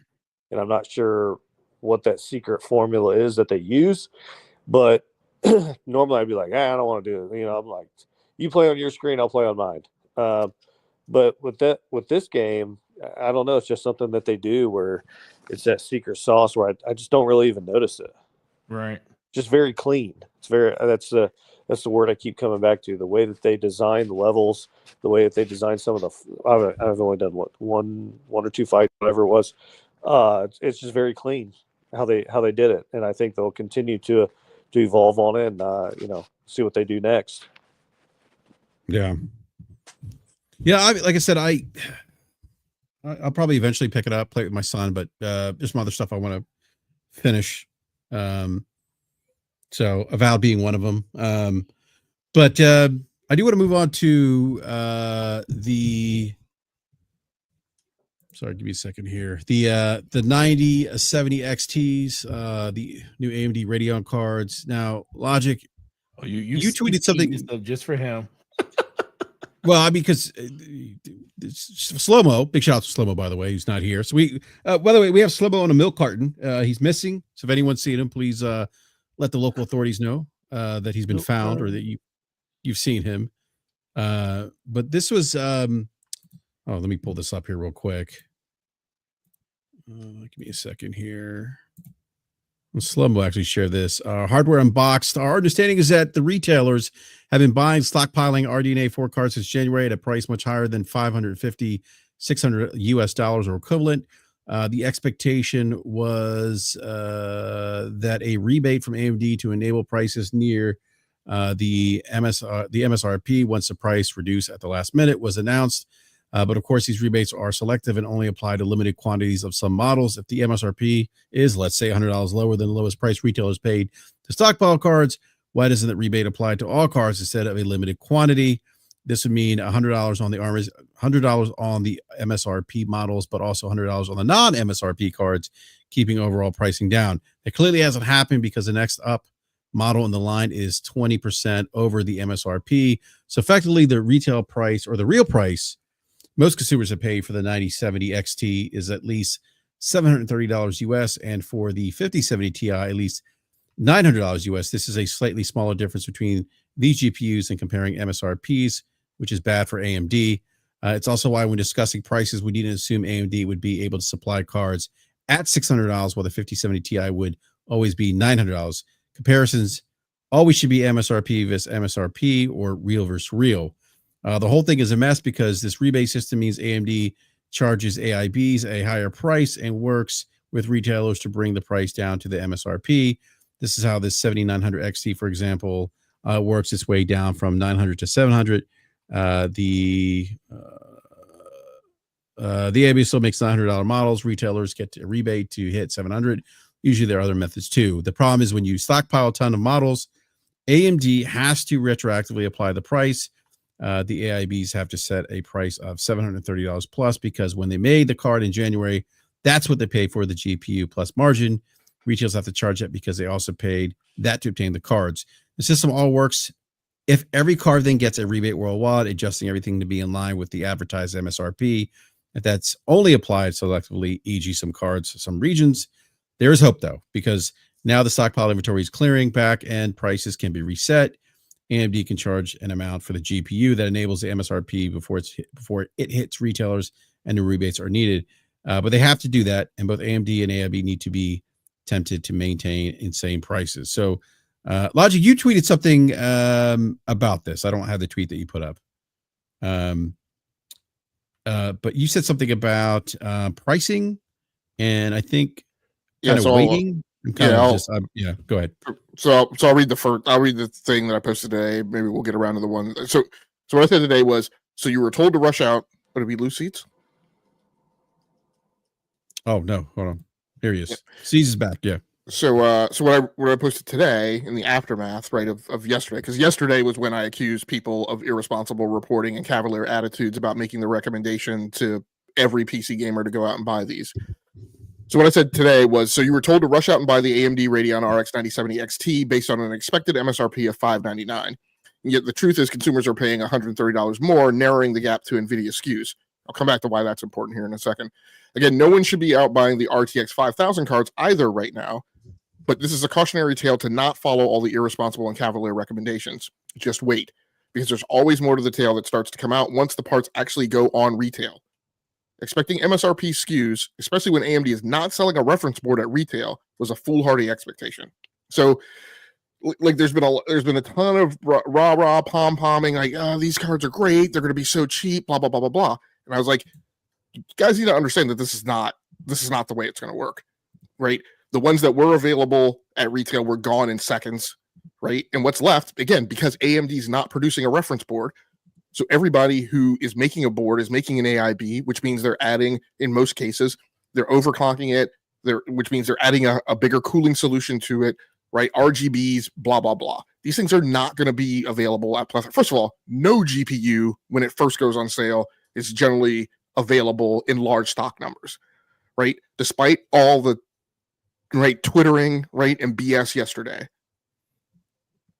So then on top of that, right, you have this thing, which I pointed out, right? There's always something. First of all, I wasn't even thinking about the price scam, right? But it's just generally the fact that, again, people were running around saying, yeah, go ahead and go out and buy these. I'm like, hold on, guys. When the 7900 XTX and the 7900 XT launched, they had idle power problems. They had over temperature problems. There was a design flaw in the vapor chamber. There were some of the 7900 XTX that also had power and voltage problems and caused smoking and caught on fire. Like, you don't just ignore what happened last generation, right? And tell people because the benchmarks are good and because the RTX cards are having problems, these are the things to go get. Like, in general, and now I'll go back to kind of what I posted yesterday. Like, in general, if you are a mainstream PC gamer, My personal recommendation is give these things some soak time on the market, 2 months at least, maybe 3. Right. And my recommendation, my big recommendation to give it the longer period of time is because number one, any design flaws, issues like that, they're not going to be discovered. They tend to not be discovered in the review cycle. The review cycle is a 1 week to 2 week compressed time period where people run hyper specific tests. They're not doing the long-term uses that you're going to put the GPU under. And so after the things go on sale at retail, these types of things are going to burble up. Right? The 4090 power harness 12-volt high power problem did not come up in reviews. It came up after the things went on sale. Right? So don't buy the hype that this is the thing to go get. And what people are pushing is these things are cheap and they perform well, so you should go out and grab one. I'm like, no. Most people do not have the life, have not lived the life and have the experience and don't have the stomach for being early adopters. And so nobody should be getting a recommendation to go out and plunk down $600 plus, right, for a first production run card when, like, look, if I want to do that, I can do that because as I was telling Forte, because I got literally 9 spare GPUs sitting over here on the spare parts rack, right? I don't want to wish myself bad luck or ill will. Maybe I'll knock on wood when I say this, but like, look, I drop an output right out of a GPU. I'm like, okay, I've got 9 spares to go swap it out. I literally can make a choice of what I want to do. That's not the average expectation of a person, right? To me, like I said, it's irresponsible to tell people, right? Not to, and again, that's different than saying, hey, I am going to go buy a card right now. What is the best thing for me to get? That's fine. That's a conversation. But there's been a lot of pushing of like, go out and get these cards now. And a lot of it has been let's teach NVIDIA a lesson, right?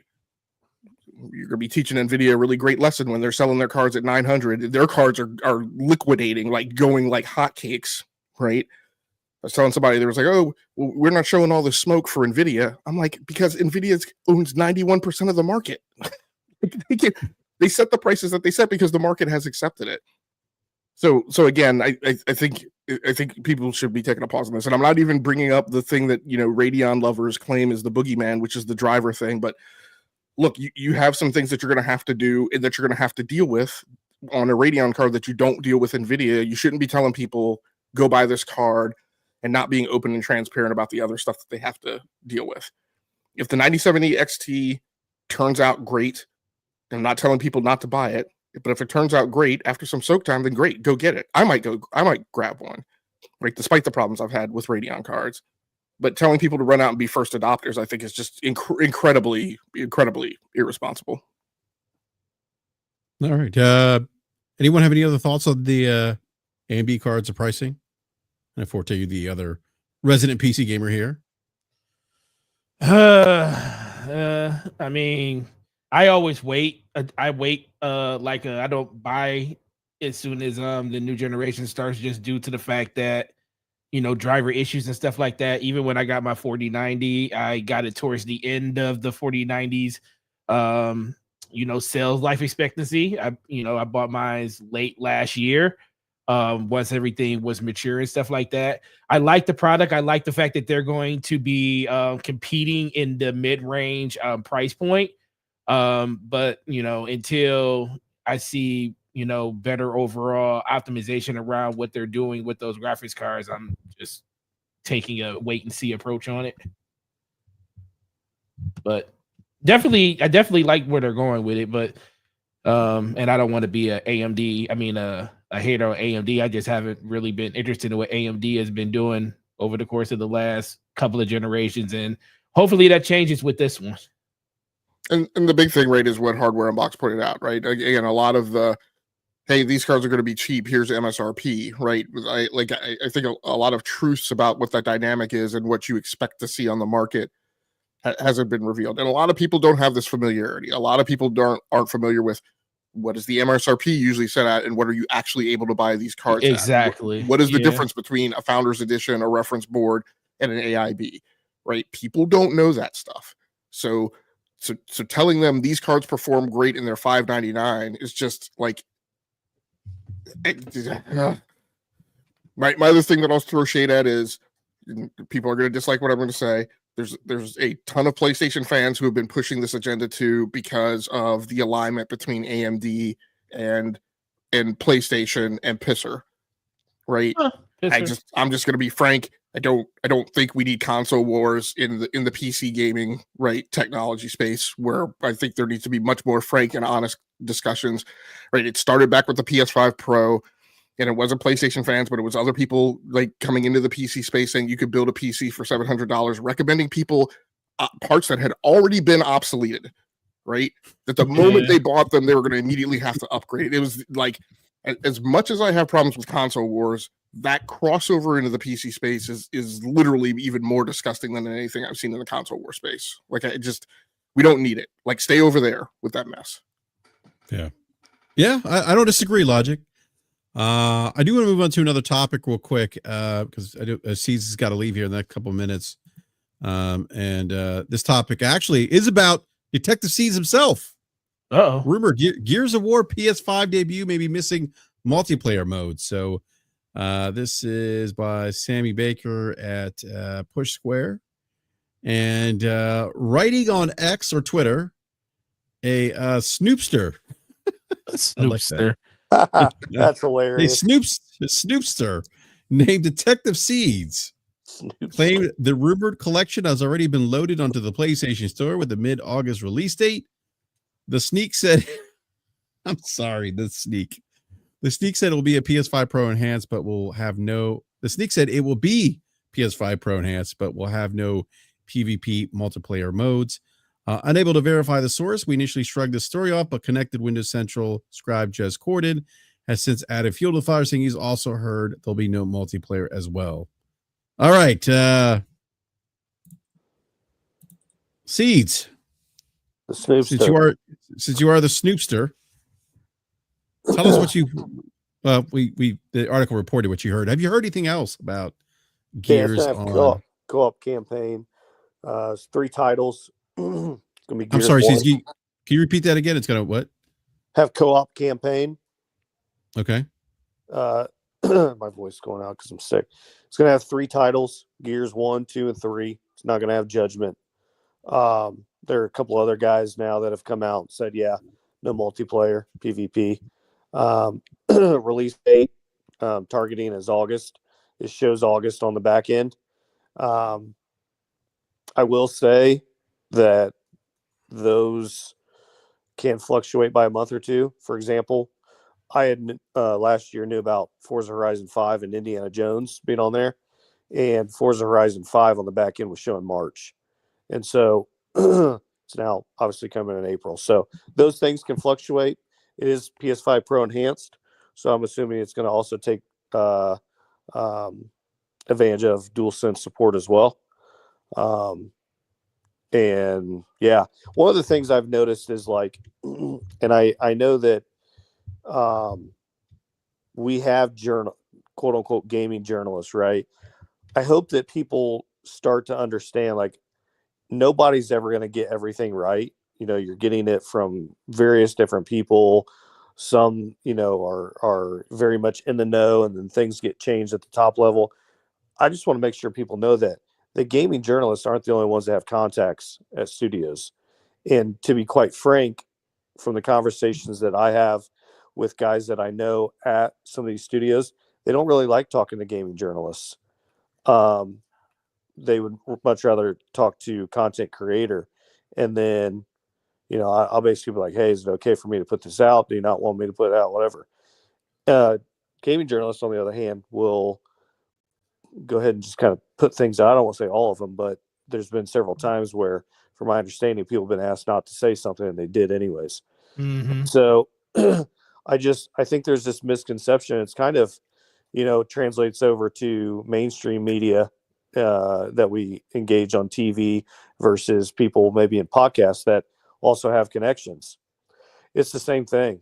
They're guys that have very deep connections and know people at these studios from, you know, maybe their full-time career, what they do for a living, that give them access to a lot of these individuals, you know, as some of these companies. And so I think that if there's one thing I've found from putting some information out there, it's if you don't have the journalist title, people aren't going to believe you. But once you start to develop a track record, I mean, I think of all the things I've put out there, I've had 3 things that were incorrect, and I've put quite a bit out there the last year or two. And so I have noticed that it is what it is. It's going to continue to happen, but I think the more that you get things right, the more people, will trust you. But this has been reported on so much that, I was comfortable with the information I was given just because of Indiana Jones hit and the Forza information was also correct. And so I was comfortable putting this one out there. So I think that people upset that it's not going to have PvP just have to understand, like, this title, this collection is geared, no pun intended, for getting people ready for E-Day to catch them up on, the campaign, who Marcus is, and just the overall storyline of it. Because you have PlayStation players that have never engaged with it. You have Xbox players who are new. My kids never played Gears of War. So you have all these different people, and they're not going to invest in servers and standing up PvP. That I found the information to be believable. Not to mention, on the back end of PlayStation, it does not say additional support for up to 12 players or whatever it normally says. And so I expect, I think some other people have said it's going to be shown at the June showcase. I'm very transparent. I don't have any contacts at the Coalition. I solely knew about this because of what's on the PlayStation back end. So, Seeds, I don't disagree with you, where this is kind of that entry point to the franchise for people who haven't played Gears that are on PlayStation. E-Day's coming out. I've heard E-Day is coming to PlayStation 5. Day and date. Day and date. I should mention that. Yeah. Yeah. So this makes a lot of sense. What about Halo, though? Because and I know you got to get going here, but no, Halo's the other rumored. Yeah, Halo's the other rumored, the Master Chief Collection. Yeah, it's on the back end as well, but there's no information in there. There's not a release window. There's not a player support level on there, and it has no information in there yet. It's just a collection that is in there with no information. Once that information updates, and and I get that told to me of, hey, this is the release window, this is what it's going to have, believe me, I'm going to put that out there. But it's not in there yet. There are, I mean, I'll just tell you, Killer Instinct is on there as well. That one hasn't been announced yet. Killer Instinct's on the back end of the PS storefront. No dates or anything on no that. Dates. The only one on there that has a date. So Indiana Jones, I would expect them to announce it here pretty soon because it has an April date in there, and I'm assuming it's probably going to be the 3rd week of April. I don't really know where else they're going to fit that at. So it does have April in there. Forza obviously has a date on there now. The only other one on there that has a date is Gears, and it's got August as the time card. The other games that are on the back end of the PS storefront, I haven't really said anything about yet because there's no dates on there. And there's absolutely no information in there as far as like player support, PS5 Pro enhanced. There's nothing, just simply the placeholder of the game. That's it. Gotcha. Okay. But there's more coming. Yeah. I mean, I don't think anyone, I don't think anyone on this panel is surprised that there's more. Nobody should be. Yeah. Coming from Microsoft Xbox on PlayStation 5. Interesting though how this whole thing started. I always go back to that February business update, and just how quickly things have changed. So, but Seeds, I know. I'll tell you the information. Yeah, go ahead. I don't know if it could. Oh, there we go. The information actually started coming to me because the person I know that can see this got pissed off about the Phil Spencer interview. So I had gotten information about obviously Black Myth, Wukong, and a couple other things I put out there, but they weren't giving me information yet on the back end of the storefront. When they asked him that interview about Indiana Jones and Starfield, he said no. I went to school with this individual, and it pissed him off because immediately they're like, dude's lying. It's on there. So I was told about this all the way back in May, and I was asked, don't say anything. Well, then when Gamescom was coming and they were announcing that a game was going to come to PlayStation and everyone was saying it was Forza Horizon 5, I texted them and said, hey, can I say what it is? And they're like, yeah, you can. That's fine. And so when I was on Crossfire, people were saying, it's Forza, it's Forza. I go, no, it's Indiana Jones. And then he told me that Forza was going to be coming next. So that's how I knew it was Indiana Jones whenever pretty much everybody else was saying Forza. That's how I knew it was Indiana Jones. And then I knew that Forza was coming next, which I had said on another podcast and put out a tweet. So this information so far on the back end has been dead on. And it hasn't, it's been literally in chronological order of what is on there.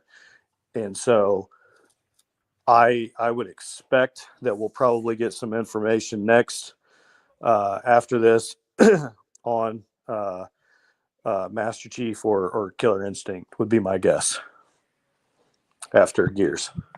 After Gears, okay. Yeah. That's my guess. And there's another one I got added on there, but I don't. I'm not going to say that one yet. Another Xbox exclusive. Yeah. Yep. Yep. There was some another one put on there. I'm trying to. I was not to say it yet, but there is another one. Okay. Yeah. Just because I think they're going to do a show. You don't even have to guess, man. Everything's going over there, man. Yeah, I mean, why even guess, right? Yeah, you ain't gotta guess. At some point, everything's gonna end up over there. It doesn't matter. Why guess, right? It's just a matter of when it comes. Exactly. That's all it is. When it comes, and I made a video saying the one thing is I wanted them to keep their S's and keep Halo, and then I was like, once you started putting up once you put Forza over there, I was like, it's over. It's over.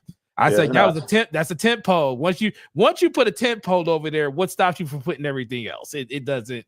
I mean, it doesn't stop you. Yeah, you got to figure out a way to make up $100 billion almost to your, to shareholders and the board and everything else. And I think that there's reports coming out now. I don't remember.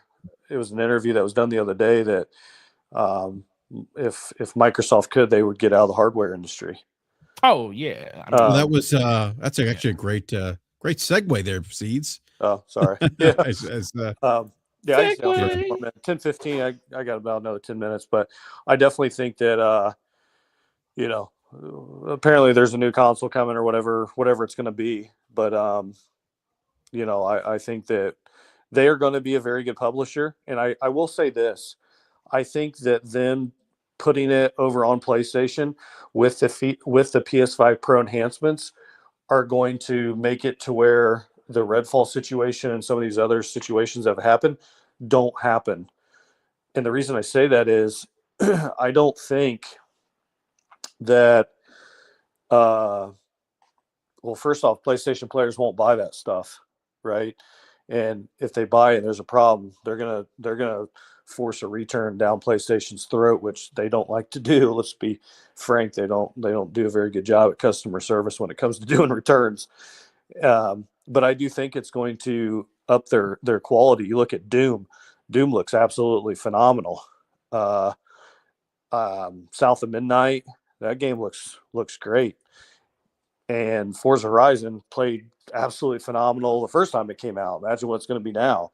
And then some of these other games that are getting Call of Duty, for example, has its own proprietary version for the PS5 Pro. Mm-hmm. And so I definitely think that the output of Microsoft Gaming and how much property they actually own, I think that they're going to be a very, very good publisher. And PlayStation is going to be there, aside from maybe the Switch once they, depending on how that situation happens. PlayStation is going to be their biggest customer. Yep, I agree. Yeah, no, that's Crazy that's world where we are That's a now. fair point. That's a fair point. Seeds. And to your point about them getting out of the console business, Peter Moore was interviewed recently. He talked about the console wars, how during his time they thought it was good for business. But he was actually asked about Microsoft's current situation. Moore mentioned that he thinks that Microsoft would actually stop making consoles. He thinks they would stop doing so and focusing on games.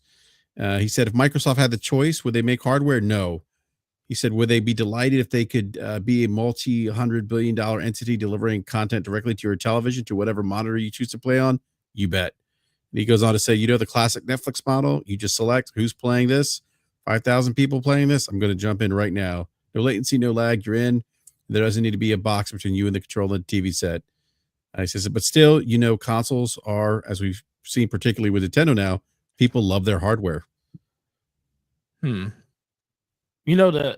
The interesting thing around this whole hardware thing with Xbox, and because I agree, I think they want to get out of it, but it's more than just the fact that they don't want to produce them. I think the reason, and like I said, I could just be spitballing, but I think part of it is the fact, because it's all about revenue right now. It's all about profits and generating margins. So they still make a ton of money off their services on their system. We're not even talking about Game Pass. We're talking about, the 50 plus million people that still have, between Series X, and Xbox One, and all those people that still pay for services like Game Pass Core, which, Xbox Live. I think right now that number is still healthy for them when it comes to that. And I don't think they want to tell people by just discontinuing a console that there's nowhere for those people to go. I think they'd rather let those people just migrate onto another platform themselves and pick and still sell their games in other places and let it be a gradual decline in their console base, and to the point where they don't see a reason to support the console. But as long as they have, I feel like, a healthy amount of people that are still paying for services through their own consoles, they'll still produce those consoles. It may be more like a build to order type thing. They won't flood the market as you see right now. You can bear like perfect example. I've only seen maybe 4 or 5, maybe 6 Series X's with disk drives since Christmas, and we're in the middle of March almost, or the beginning of March. That's 4 months ago almost. So, they're really moving everything over to a digital ecosystem for the most part, and they're basically telling people you can play anywhere, but we're not going to force you to go anywhere. But as long as I feel like that revenue is still healthy in their services on their own console, they'll continue to make those systems. In the moment that's not profitable for them no more, or at least it's more of a break even, then you'll see them slowly cut bait with the console, and then, like Detective C said, become the third party publisher that we know that they want to be, and that they'll excel at that point even more, because they won't have the console to actually worry about. They'll just worry about the systems and operating systems they have to put those games on in the future. But it's going to be a slow decline. I mean, they're not going to force people out, and you can see that by the messaging over the course of the last 3 years, especially over the last 6 months. Yeah. Any thoughts, Logic?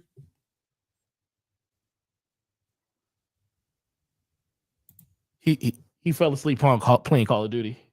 Why I he's awake. I just don't have any additional thoughts. I mean, I've been on record saying a very long time that, I mean, what I suspect they're going to do, what I recommend they do, is that they just take whatever is left of their hardware business and convert it into a niche business like their Surface line, right? The point of Microsoft Surface was never to sell bonga amounts of laptops, Yeah. right? It was just to, and first of all, and second of all, like their vendors, right? Their partners didn't want that, right? They don't Lenovo, HP, Dell, they don't want competition, right, in volumes from Microsoft.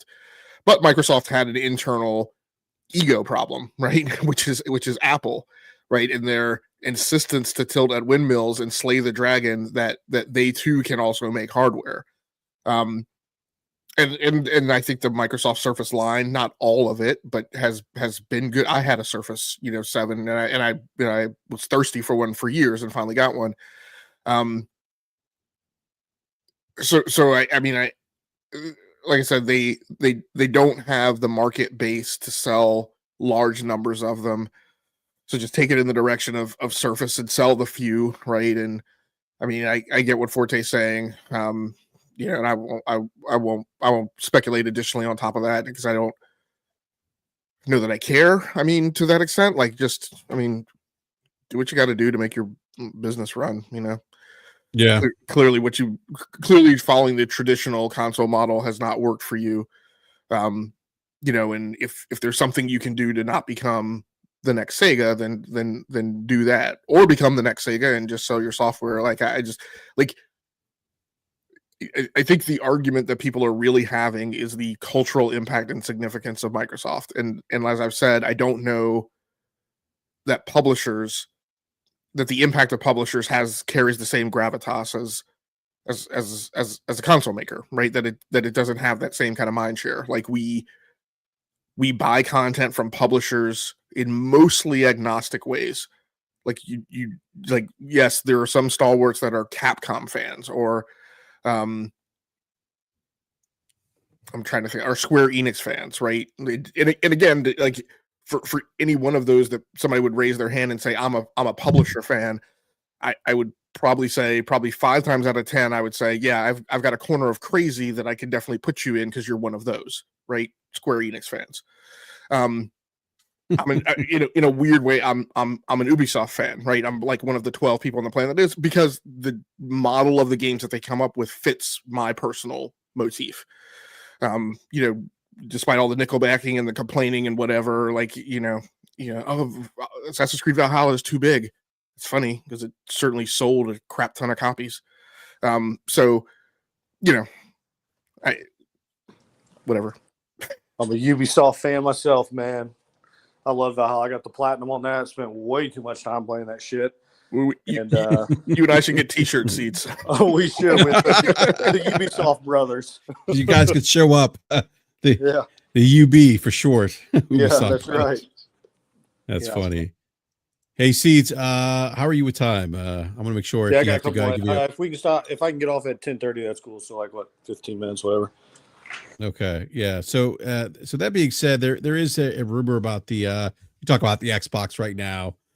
There's that rumor going around about the next Xbox, potentially maybe being released next year. And this is according to Call of Duty insider Ghost of Hope, who's saying that he took to social media, or she took to social media. They took to social media to announce several details about 2026 franchise release, Call of Duty Modern Warfare 4, and that the game is supposedly not going to will have no old gen support and is being developed on dev kits for the next Xbox. Yeah. So that's gotten some people talking about, and again, this game may be released in 2026. That's some people discussing that perhaps maybe the Xbox or the next Xbox is releasing 2026, and that's kind of a rumor I've heard before, that this thing could come maybe a year before the PlayStation 6. Seeds, I'll go to you first. Have you heard anything about new Xbox or anything? Yeah, I think Mag. So Mag, middle-aged gamer guy. I don't know if you guys. Well, we've done shows with him before. Yeah. We've had him on here. Yep. Yeah. We know some of the same, couple of the same guys that we talked to. He's spoken about it. He's always got really good info, really good insight, and he was talking about it, I think, last year. That they anticipated it probably in 2026. I think they're probably going to try to squeeze in right before the PlayStation 6. I know that the PS6 has had some breakthroughs on the hardware side, as well as the portal as well. So there'll be some news coming on that. But I definitely think it's going to come before the PS6. So I'm not surprised that it would come next year. From my understanding, it may have some integration with like PC, kind of like a hybrid type deal is what it sounds like it's going to be. But I don't have enough details or enough context over there to know one way or the other. I'm just kind of going off of what some of the other guys have said. And if that's the case, I think it'd be cool. Probably not for me. I have no desire to buy it just because, all your games are coming to where I prefer to play, which is on the PlayStation. It's just my preference. But if people want to buy it, I'm all for, the choice to buy it, and kind of see what they offer and what they come out with. See how powerful it is, because right now the best place to play, obviously, I know everybody's gonna say PC, but console wise is the PS5 Pro. When you have games that are having specific modes and things built for it, it is what it is. And so if it does exist and it is a real thing, which it sounds like it is, more power to them, man. I'm always, I always like to see new tech come and see how it compares to what they have now. But I don't think that we're going to see this drastic shift, right, of the market to where they go from selling 22, 23 million Xboxes, Xbox X and Xbox Series S's to 50, 60 million of this new console. I just don't think it's going to happen. So I'm not anticipating a huge shift. I think the market's still going to stay Sony and Nintendo and then PC. Yeah. I don't disagree with that, Seeds. What say you, Forte? No, I feel like Microsoft and my Xbox, or Xbox and Microsoft, however you want, they're all the same at this point when it comes to the people that's running it. They torpedoed it a long time ago, and I don't even know why they would think it would recover. So I don't even think they expect it to be a 30-40 million console seller anymore. I just think at this point they just want to give the perceived value of choice. And if people want to play somewhere else, guess what? Our games will be available there for you. If you want to play here, these are some of the benefits that's going to be afforded to you on our platform if you play here. I do think it gives them the ability to kind of go, they could go all out with hardware if they wanted to, and put out a very capable box that's actually that could rival any console that's out there.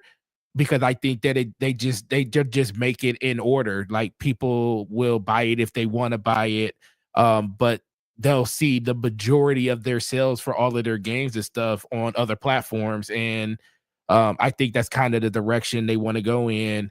But I also think that there's some other avenues in gaming that they actually want to get into, like, handhelds and stuff like that. I think that will probably be even bigger focus, instead of having the partnerships with like ROG or ROG and stuff. When it comes to that, Asus, they'll more than likely have their own that will kind of function in that way.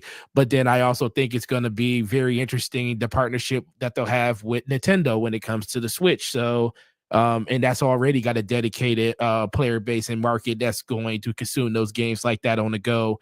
So there's a lot of different ways it could go. I kind of hope that they come out with hardware that's more capable, because I feel like at that point, just lean in, to the people that want to buy and play on your platform. Give them the tools to be able to play the best that they can play, especially when it comes to your games and stuff. Because, a lot of people talk about how, man, it's kind of crazy how PlayStation has the best version of Xbox games because of the PlayStation Pro enhancements. And then I told people, I was like, I don't know why you're shocked by that, because that's the more powerful piece of hardware out there when it comes to a console.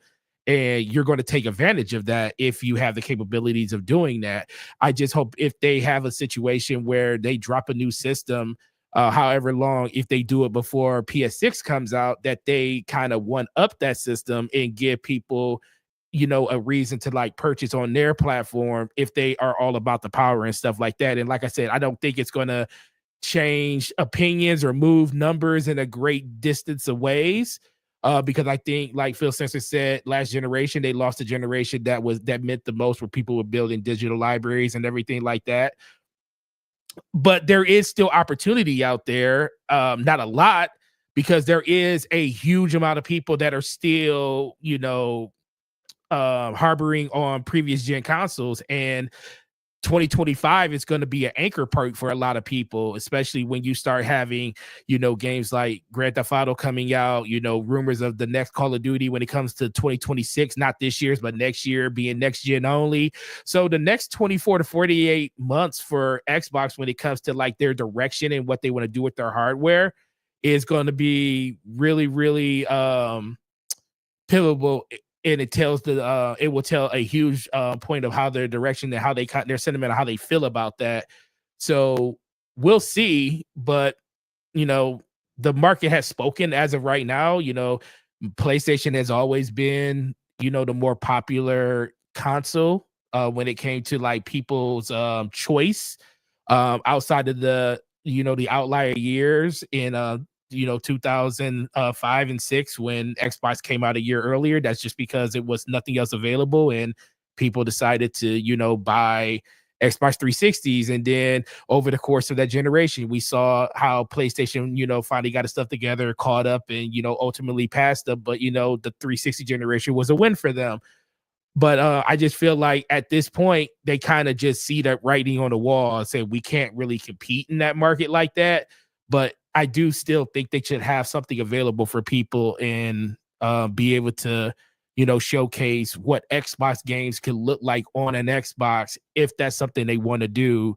But like I said, that's all tied to, you know, in my opinion, how the services and stuff work on that system. Because I feel like if they don't find a reason to do that because those aren't there, then at that point, they'll just let everybody go to other places as they're doing already right now. Yeah. Any other thoughts on this topic before we move on? Great points, by the way, gentlemen. Oh, great points by you, sir. I didn't really say much. Well, that's what hosts are for. Yes. You know, try to keep the show moving, right? You know what? I think Logic's hat has a lot to say about this. You know, Corsair, and yeah, I'm looking at a Corsair keyboard right now. A Corsair. I have a Corsair keyboard. I have a Corsair water cooler for my PC and Corsair. Well, not mouse. I like Razer the Wolfie mouse. t-shirt too. I know. Look at that Wolfie t-shirt. Let's go. Impressive that you guys recognize. I have to be careful with this t-shirt because people who don't know Wolfenstein will sometimes see it and assume that it's like, you know, some Nazi propaganda, some neo-Nazi type stuff, right? Boy. Yeah. I mean, my 10 seconds on this topic is I've been saying since the trial, right, when it was revealed that you know, either in that moment or prior to that moment, through business intelligence, both sides had figured out what the other one was planning to do along the 2027 timeframe. What I said was somebody's going to go early, right? Knowing what the other guy is planning to do, somebody's going to go early, and it's likely to be Xbox to replicate their Xbox 360 strategy that they did, which actually historically worked well for them. So this seems believable that it would be something that they would do. And then as far as like what this box is, I've had the theory, I've written it up extensively on Twitter that not only what I think they might do, but also my recommendation is just make a mini PC. Just put it in a fractal case, right? Paint it black, put a green X on it, and sell it. And do the thing that you said you were going to do a while ago, which is when it is the thing, let's just say it's the Series Y, whatever, then like every year or every 2 years or something, put out a new one that upgrades the GPU, right? And just move it in the direction of like the cell phone upgrade or whatever, because you're not selling it to the mass market. You're selling it to the diehard enthusiasts, you know? So who cares? Yep. Right? Take advantage of the technology, sell it at a higher price because you're not selling it to the mainstream. Let those people who who drink the green frosty, right, and lather up with the green soap, like let them have it. Because if that was where I was, that's what I would want. But again, the most technologically advanced box, make it the most technologically advanced box, right? Yeah, I agree. Yeah. Yeah, it's gonna be interesting. I'm just curious. I'm just, I'm thinking this out loud, or in my mind, I was thinking, like, I just wonder, I guess they're gonna have 2 SKUs again. They're gonna come out like a Series S2 or whatever they're gonna call it. No, man, Like, dump that. like, are they? I Dump mean, that. or are they gonna have the most powerful box again? You would have to see this is it goes at for me it goes at odds at the direction that they're focusing on by telling people they don't have to have a everything's an Xbox. You don't have to. You can play anywhere you want to, because the reason you will have a cheaper SKU is to bring in mass adoption for people that want to just get into your ecosystem.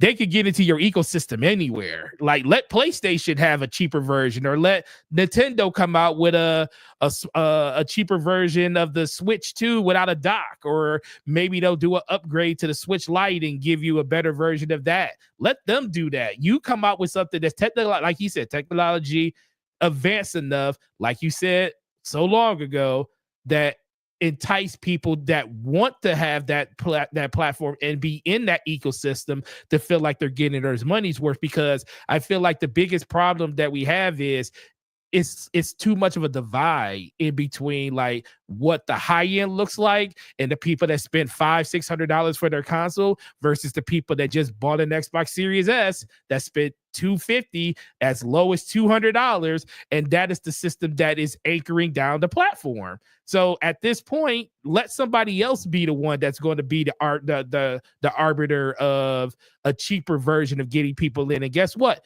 Put your games over there. When it comes to you, like Logic just said, you go all out and let people want to buy something like that pay for it. Like the comment, we want people to buy our box on the merits of the console. That is a very PC centric philosophy. Yes. Like, and I'm like, look, I've had enough of the years of the bamboozle. Like, if that's what you're saying, say it with your whole chest and do the thing. Yep, I agree. Don't go half at it. Just do it. Yeah, I think to your point, Forte, about not having that lower SKU, and what Logic said, like I think, at least in my opinion, I wouldn't surprise me if they released that high end SKU and market it as, if you want the best Xbox console experience, this is where you need to go, right? To get the best performance. Yeah. Like, I could see them doing that. And they showcase it on their stage and they be like, hey, you want to play the best version of Halo, you can play here on this system. But if you don't mind playing on a PlayStation 5, you can play it there too. And you know what? They should have a glass case on the side, like a PC, and throw in some RGBs. Oh man. And I might buy one. Well, it's got to be it's got to be green. It's got to light up green though. Have Apple design it. Have Apple design the console. That thing costs $2,000 if Apple designs it. You're not live for it. It'd be made of sheet metal from space. Yeah, if Apple designed it. With like this, with like glass across. Remember when they put the glass in the back of the iPhones for the first time? They have like a glass, like, I was like, what? You realize that more kids have these phones than anybody, right? Yeah.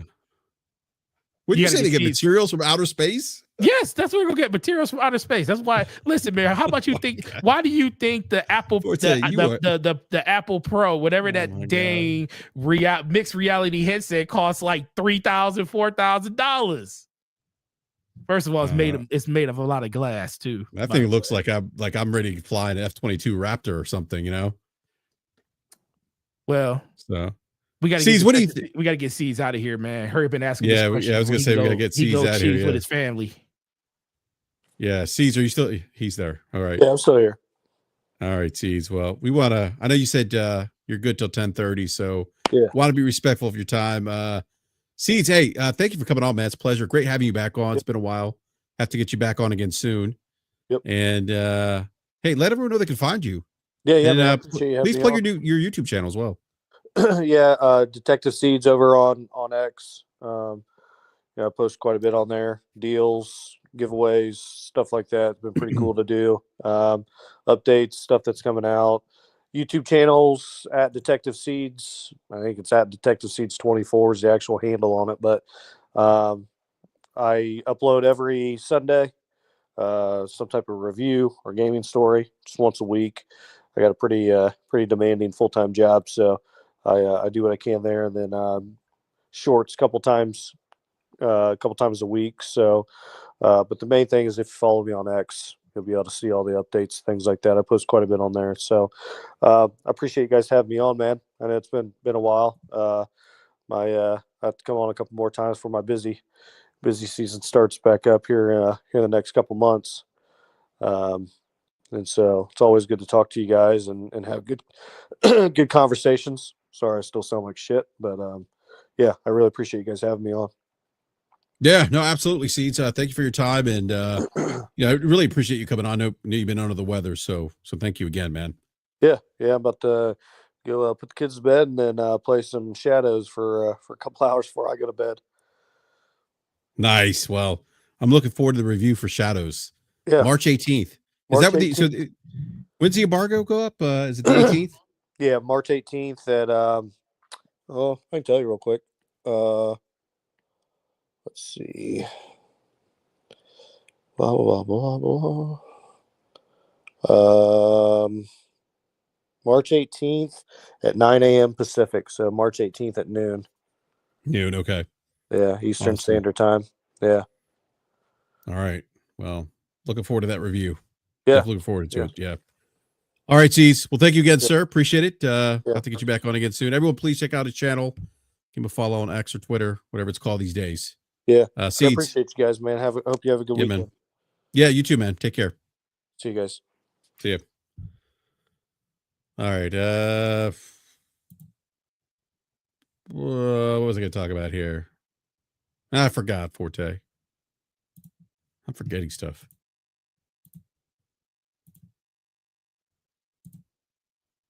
Oh, here we go. Respawn Entertainment cancels mysterious first-person shooter game. This is an article by Push Square.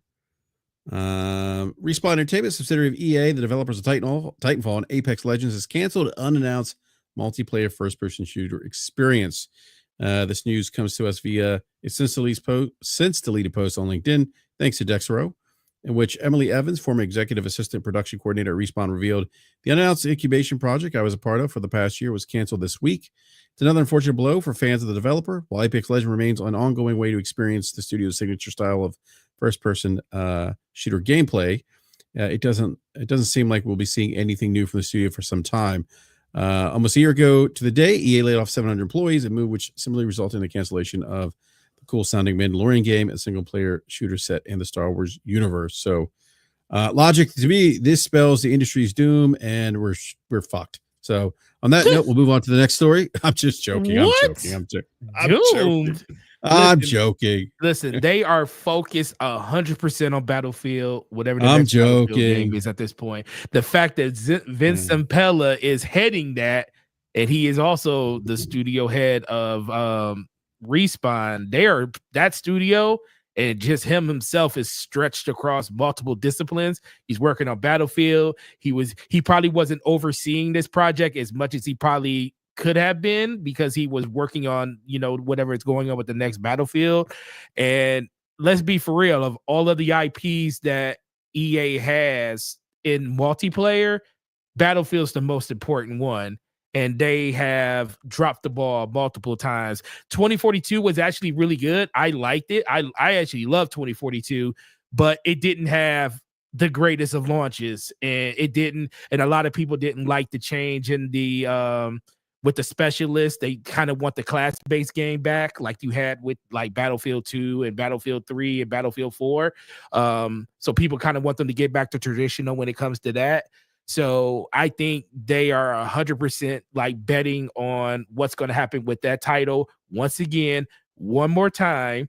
And also Apex Legend I'm not going to say it's been in a downfall, because it hasn't been, but it has been kind of lackluster in like its updates as much as, you know, compared to something like Fortnite, of course, where all of Epic himself is working on that game and they don't work on anything else but that. So it just didn't make sense for that studio to really be putting as much effort into a new IP when they're when the founder is literally working on that IP, trying to make it as best as it could possibly be. And I wouldn't be surprised if they're using parts of Respawn to actually make that and facilitate that to happen when it comes to some of that type of stuff. So it's unfortunate to see them cancel another game, but that's kind of the world we live in now. You know, it's, you know, when you start canceling, we don't know if it was a live service game or anything like that, but if it was, we also just seen like once you start canceling 1 or 2 or 3 live service games, it's kind of spelling a different approach or different philosophy that the company is kind of taking when it comes to that. So that's kind of how I kind of look at it. And I know me, Logic, and Slow Mo, we talked about it on DPS yesterday. So what do you think, Logic? Yeah, I completely agree. I mean, that's what we talked about last night, that, you know, there was a possibility that, you know, money can be spread around, time can be spread around, schedules can be spread around. What can't be spread around is talent, and talent requires focus, and Yep. the wider scope is spread. I mean, we have this discussion with corporations or companies on a larger scale when we talk about like they're getting distracted, they're doing too many things, right? They can't focus right on you know, and Battlefield, you know, we've, you know, waving the terrible towel, right? We've built the biggest development team in the industry. It now eclipses the Call of Duty team, right? We're you know, we're taking it to them, right? You know, things may be getting to the point where, you know, somebody's asking the question, hey, can Vince, if in Vince we trust and it requires Vince to be the guy, right, and his personal stamp to be on it, you know, if there's a lack of trust that the studios, right, the next wave of leadership after him can do the thing, then, you know, at some point people have to say, hey, we need to place our bets, right, and tighten up. Yeah. See, aren't you proud of me, Logic? I actually listened to you. And guess what, guys? All the stuff that I just said was stuff I didn't even think about. Oh my And I goodness. love Battlefield. I didn't think about none of that stuff I just said until Logic said it yesterday. So I Yeah, just want to give a shout out to my whole opinion changed because the man, the myth, the legend, the man, Game Logic, Hemp himself made it a reality. I listened to you, sir. Just let you know that. I appreciate it. Entirely speculation. I could be way wrong. So we can all be. I mean, we can all be real. We can all be. But I do think. But when you said that, because being a person that played like well over 700 hours of Battlefield 2042, there's something there. Like the bones, the skeleton is there. They just haven't been able to realize it in a grandiose way since Battlefield 4. And the funny thing about Battlefield 4 is Battlefield 4 was probably their worst performing game, not from a sales standpoint, but just from, you know, optimization. It was like terrible. But people loved that game. Like I would play that game every day, knowing I'm going to have about 4 or 5 matches in a day where I'm like, what is EA thinking? What is DICE doing? Why is this game so bad when it comes to performance? But guess what? I put well over 1,000 hours in that game. Maxed out my the class and stuff was like rank 136. It was just I loved it. It was glorious. Maxed out all my weapons. And I haven't had that same feeling since then. 2042 got close, but I felt like there was still something missing. And I think, you know, Vince can bring, you know, if you go off of the Call of Duty lineage and you go off of Titanfall and the things that they did to kind of usher, you know, arena-based multiplayer in a new way, and then follow that up with probably one of the best single-player shooters ever in Titanfall 2. And then now that they're bringing the single player back, and I think that's another big part that Vince is kind of bringing too. People just talk about the multiplayer aspect of it. I think they want to really, really nail that single player that they're finally going to bring back with the new Battlefield, because I think the single player is what's going to get people talking about it. And then the multiplayer, as long as it's what it needs to be, it's going to get people to keep playing it. And I think that's the direction that he needs to truly focus on. And I don't think he can really do that, overseeing 3 different projects like he's probably been doing over the course of the last 3-4 years with the new IP they just canceled and, Battlefield and Apex Legends. I mean, I hate to throw shade and slander, but I think what we have to believe and what we have to take as evidence is clearly the leadership at DICE cannot pull that off. No. Right. I mean, it was given unto DICE's hands, right, to manage multiple studios and integrate and synthesize all this stuff. And they apparently have been unable to do that for several iterations, right? So, yeah, that's LA. Yeah, I was wondering too if this was also a scenario where maybe think about what Matt Piscatella said. Logic, he's talking about how games hit certain milestones or check-ins, right, where they're kind of reviewing the game. Wow, for fireworks going on in the background. he did you do a that's just on your MacBook? Is that what that is? Yes, those are the MacBook gestures. This is the Mac Mini M4. I upgraded this week. Not a new piece, new to me, not a new piece of hardware. It came out last fall, but I did upgrade because I need to get all the other stuff that just debuted this week. But I needed to upgrade this first. Hey, Logic, give us a thumbs up right now. Give us a thumbs up. Do the thumbs up.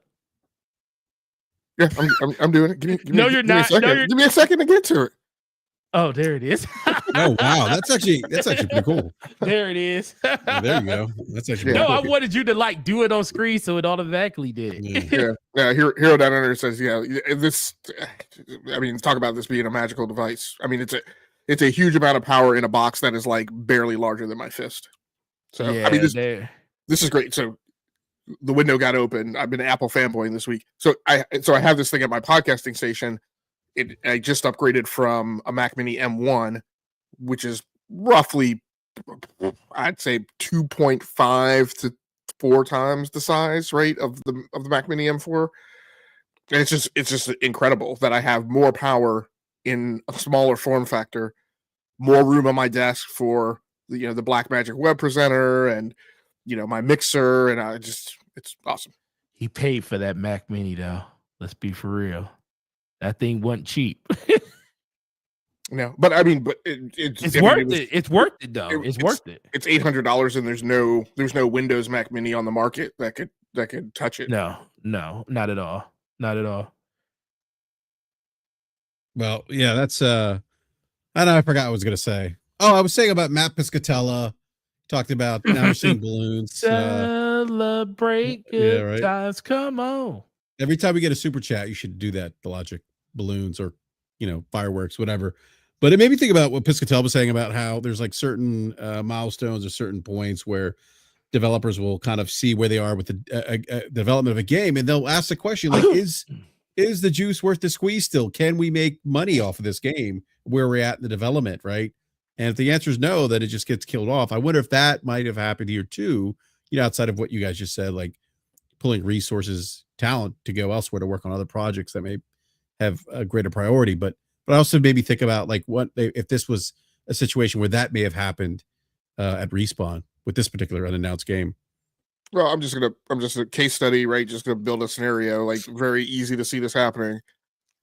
Green light review, project team comes in, shows what they've got, walks out of the room.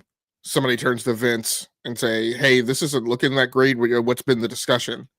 All it takes, just a moment in time, is for Vince to say, "Yeah, I haven't had time to talk to that team, like for 3 months." And then somebody goes, "Oh, well, wait a second. Or my discussion with my boss all the time is, are you oversubscribed?" Right? Like, yeah, I don't have enough cycles to put eyes on that. Okay, well, what's the talent that you've got at that team? Do you trust? Like, could they take 3 months of like, I just, and then for the answer to that to be a bit of uncertainty, Yeah. Better to cut your ties, cut your losses, and spend more money and time. That's true. Right. Yeah. So speaking of money and time, this is something that Logic brought to my attention. I wasn't aware it was happening. But actually let me pull up this article here. If I could stop IGN from doing this thing. Hold on a sec here.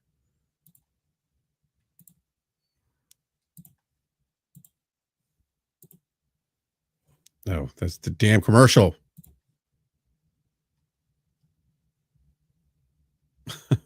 Discord is reportedly exploring an IPO. This is an article according to IGN. Report claims that Discord leadership has been meeting with investment bankers in recent weeks to discuss early preparations for an IPO that could happen as soon as this year. At last valuation in 2021, Discord was estimated to be worth around $15 billion.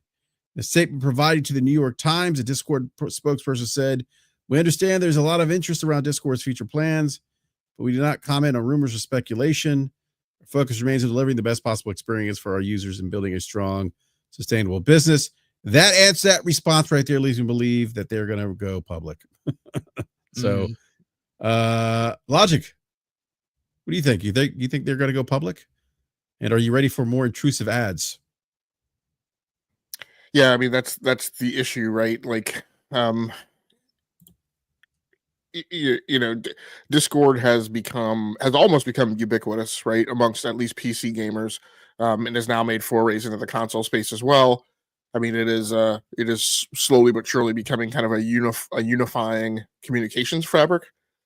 And so it only makes sense for them. I mean, they have kind of become the Microsoft Teams, right, for gamers, and Teams is not a good product, but I'm saying Teams is very widespread, now because it's on everything Windows. So, both in the office and it will try to put itself on your personal home machine as well, right? Unless you stop it and uninstall it. So it makes sense. Yeah. Then the pain in the butt is, already as it is on the free version, you pop the thing open and it immediately gets in your face and says, would you like to subscribe to Nitro? And so particularly for people who run a Discord server, right, that's who I think is going to wind up getting like the most harassing, right, and nagging. So I mean, the key thing is, should they accept the IPO? Now you've got investors, now you've got shareholders, right, and now everything needs to be monetized, right? So that's and there we go, right, putting ourselves on the doorstep of enshittification and choke point capitalism. So we'll see what happens. In addition to that, eventually setting themselves up for acquisition, right? So, kind of surprised at this point that that Logitech or Corsair hasn't snapped them up, since they've been going around gobbling up anything and everything that is live streamer. And Discord obviously plays a big role. Every live streamer has a Discord server. So, yeah, we'll see how it goes, I guess. Yeah. So do you think them potentially going public would be a move to not prevent that happening, to prevent like a Corsair or another company gobbling them up? No, I'm saying it would, Oh. I mean, not right away, but I think eventually it would make them ripe for acquisition. Okay. Okay. Gotcha. Okay. All right. Yeah. What do you think, Forte? And Forte, I know you dabble in the stock market. You once said to me, BRAP greed is good. It is. So, it's very good. So what do you think, Forte? I mean,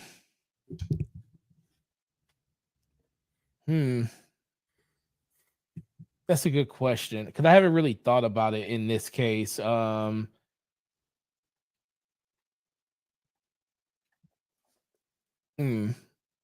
back to me for a second. I have to think about that for a second. I haven't thought about it at all. At all, literally at all. You're like, yeah. You're like, If it ain't my Nvidia stock or my Microsoft stock, I don't care. Yeah. Well, it's gonna. What do you think? I mean, it would honestly wouldn't surprise me if they went IPO. I mean, there were some reports back in 2021 that Discord was in talks with like 3 other companies to purchase it, Microsoft being one. Mhm. And actually, I'm surprised that Microsoft hasn't tried to buy. Well, didn't buy them Right. all those years ago. But because they kind of, I think they want to own everything under, Well, the crappy PC thing, space communication. if they had bought them, Discord would go away as a brand and would become part of Microsoft Teams. That's true. Yeah, it would. But yeah, that's a good point. Logic, but yeah, I think, and again, just my opinion, it wouldn't. I wouldn't be surprised by this. The only thing that would be a bit concerning, and Logic, you raised this point, is like, are they going to have more intrusive ads? Like how are they going to monetize this thing now? Right? Like, because once you go public, it's a whole different ball game. Well, this is the thing that's scary. So I'm assuming that if they're planning on doing this, that they have advisors, that they have like a Mark Cuban equivalent, right?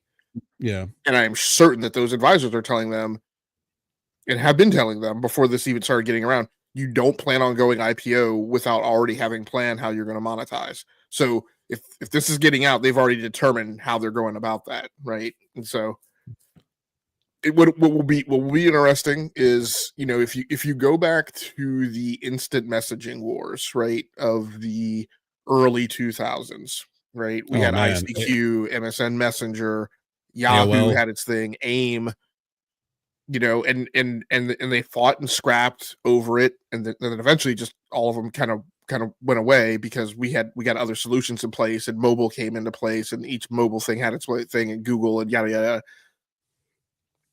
I mean, so what will become interesting, if you go back to those times, one of the key things was you had ICQ, and as MSN and AIM got more in your face and started nagging you more and more, people got more and more attracted to ICQ, right? Which was the free open source, made by a bunch of scrappy, developers. So it'll be interesting to see if Discord does start getting in your face, right? Does that give rise to something else coming along, right, to replace it? I mean, like the OBS project, right? Like it would make sense to me for them to do something open source, right? That is a communications client. So like I said, it'll be interesting to see how it unfolds. Forte, any thoughts, man? I'm going to go back to you real quick. No, I don't care. I don't care. Literally don't care.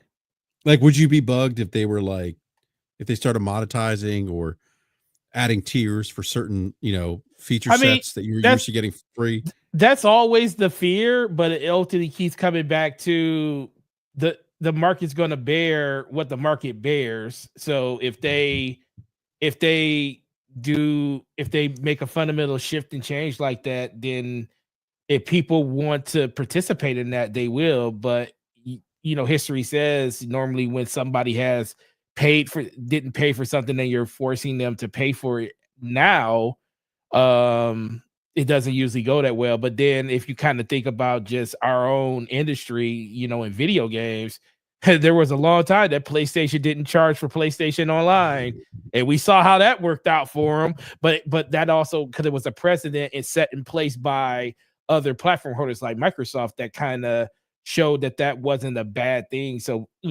part of the community was already kind of used to it per se. So it just really depends on what things they change in order to like kind of facilitate a change like that for people to like kind of rebel against it. But that's always kind of the fear that could happen from that. But if they did become if they did go IPO, then I think a lot of people would be weary of like future changes that could kind of happen with that portfolio in the future. I mean, one of the differences is with that PlayStation Network move, right? The difference was when the PlayStation Network was free, it was dude. It was stank. Trade day. Like it was bad. It was bad. Like we used to like back in the console war days when I used to console war. I say back in the console war days, back when I used to Like console it was war. like long ago. I know, right? Like all these Like it years was like, ago. Yeah. four Oh my God. score and Yeah. 6 years ago. Yeah. Well, we used to console war back now. When I did three, like people like the PlayStation guys, oh, you guys pay for the talk. I'm like, look, motherfuckers, like we pay, but our shit works. They were all talking out that little ear dongle, right? Yeah, exactly. With the little nodule microphone on the wire. Like, Yeah. hey man, Yeah. you hear it? Like it's scraping against their shirt while they're It eating sounded like- Doritos.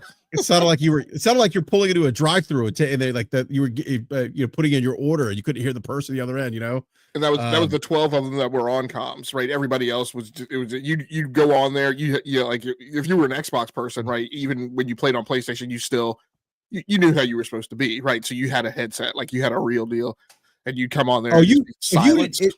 if you didn't have a headset on the 360 days, like you weren't allowed to play games. Bro, I remember kicking people out of lobbies. Yeah. Oh, absolutely. We're in here playing a co-op game. We're on comms. You're not on comms? No, thank you, sir. Go find some place else to play. We can't hear you. What kind of headset are you on? Oh, you got to go. Yeah. Rainbow Six Vegas? We can't. No. Yeah. Oh, you're using your mobile phone earpiece? No, you're gone. Mhm. Boot. Like you just. So my question on Discord, right? I mean, I bring that up, that PSN thing, and I'm dead serious. Like it was poo-poo when it was free.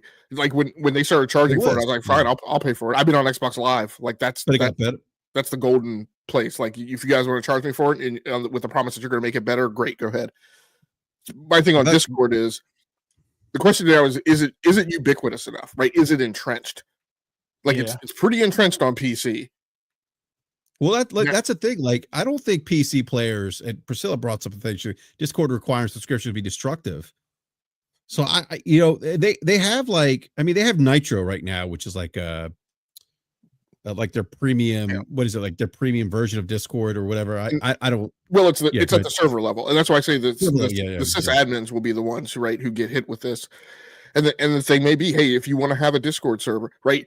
If you want to have a free Discord server, here's the way it's going to work. And now we're going to deprecate like 10 of the basic functions and features in it. And if you want those, right, you're going to have to pay $5 a month. Yeah, pay and the question becomes like, now that it's on consoles, right? Every place except Nintendo, and like, so this is a battle drum to listen out for, right? If the next thing that we hear in April when they do this Nintendo Switch thing is that Discord's on Nintendo, right? That becomes the question, because once people are entrenched, yay, verily, like charging prices for something that's free tends to work against you. But where it also doesn't bother you, right, is when it's the type of service where people don't want to be bothered looking for an alternative, or where there just isn't an alternative. Right now, you're going to have to now you're going to create the same problem that I have for everyone else. My problem is when you guys do reach out to me and say, "Hey, why don't you jump on? Let's play multiplayer."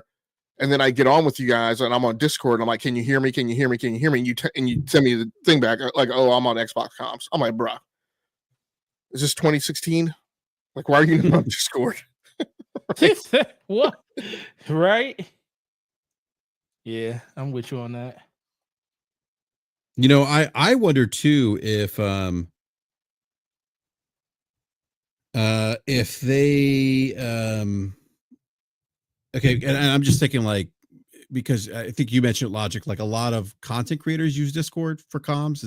Did you say that, or am I making that up? I mean, that's kind of an essential thing. Like on your Twitch page, like in one of your panels, you have your Discord server posted. You have your little bot chatted out in your chat like every few minutes. Yeah. Now, I don't know if this is happening now with content creators, but I'm thinking like if they go public, right? And by the way, I'm just going to preface this: we're spitballing here. We don't know.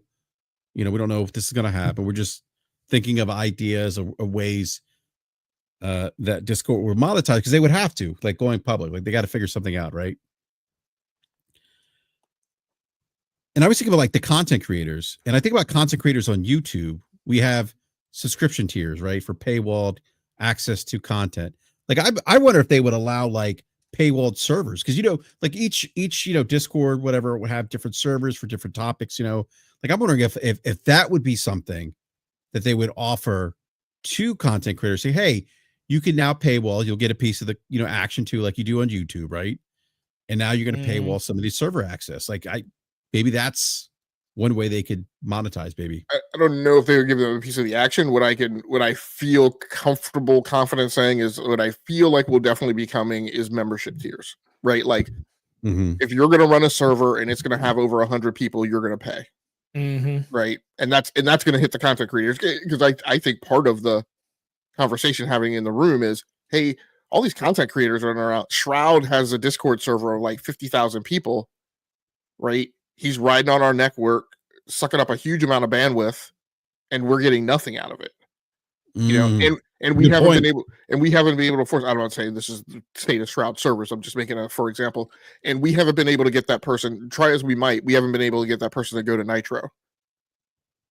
So the next foot drop is, okay, well, now it's not going to be optional, right? You're a big ass content creator. You have a huge following. Now if your Discord server is over 100 people, we're going to make you pay, right? And then the other thing that I think will come along is probably some type of security feature. So for instance, right now, and I'm just kind of making a thing up. I don't know if it'll be this specific thing, but like BRAP and Forte on the DPS server, right?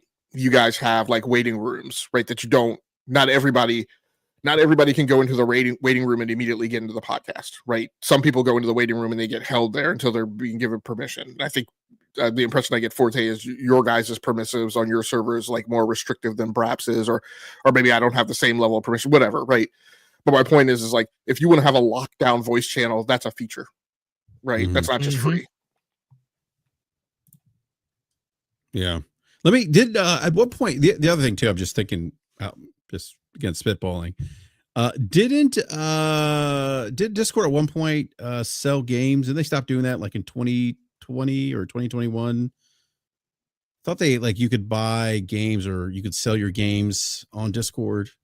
I don't know if you could sell them. They have an initiative running in the background that's a launcher initiative where you can basically register all of your games with Discord regardless of what store you buy them from. And their pitch has been, you use Discord for comms, you're on Discord all the time when you're gaming. Why do you want to use the Steam launcher when you're on Steam games and the Epic launcher when you're on Epic games and the GOG launcher? Like, just bring all your games to us and we'll be your unified launcher. Yeah. Yeah, I'm just, again, I'm wondering, like, could this be another, could they now enter the space of selling games on their platform? Another way to generate revenue? I don't know. Yeah. I don't think they would do it, but what I'm saying is I think that maybe would be another way for them to generate more money, because they would get a cut of, purchases, things like that. Yeah. Like if they had that launcher ability built in. What I could see is I could see them offering integrated game support that rides on Discord instead of, hey, you're a game, you have multiplayer, you're going to roll your own solution, right? And again, present the user this fragmented experience that I was just talking about, right? Even Steam users, right? Steam has voice comms, right? Battle.net has voice comms, right? And I will go onto there and people won't be on Discord. I'll be the same thing. I'm like, dude, come on. So, hey, approach a big publisher and just say, hey, we'll be your unified communication solution. You don't have to roll that on your own. And oh, by the way, once you do that, right, when they're in there, it'll be transparent to them that they're in Discord. They only have to do it in the game, but once in the game, right, they will have access to other people who are on Discord. So the PC gamer who is Discord centric will still be able to see them and join that game. True. Yeah. Yeah, it's gonna be interesting to see, if this thing actually comes to fruition, if they do go public, be very interesting. I'd probably buy some stock. I think you would too, Forte. I would. Yeah. So, well, I don't know. I don't know if I want to buy stock right now. Market's been a little on the edge the last couple of days. So, what I did get to do is I did get to ask everyone before we started the show what everyone's playing. So I'm going to go to you, Forte, before we wrap up the show here. What are you currently playing right now? Monster Hunter, NCAA football, and I'm still doing my Vow playthrough, and I am halfway through my replay of Mass Effect Legendary Edition on PC. Well, how was the Legendary Edition, by the way? Freaking incredible. Really? Yes. Oof. It is everything you want it to be and more. Visually looks good. Yes, everything you want it to be and more. Oh man, I'm gonna have to go back and play Mass Effect 2. Yes, you will. It is everything The you want it to be oh and man, more. the elusive man. The elusive What, man. God, what a great game. What a great I- game. I agree. So good. So good. Best of the trilogy, in my opinion. Yep. You know what? That's not even an opinion. That's a fact. You're right. I'm It's gonna throw that out there. definitely. Yeah. All right. What about you, Logic? I think I mentioned it a little bit before. What I've mainly been playing this week is Sniper Elite Resistance and Avowed. Nice. Nice. All right. I'm still playing Avowed. That's what I'm focused on right now. So nothing's changed for me since last week. So digging the Grimoire though. Good stuff. Not a bad game.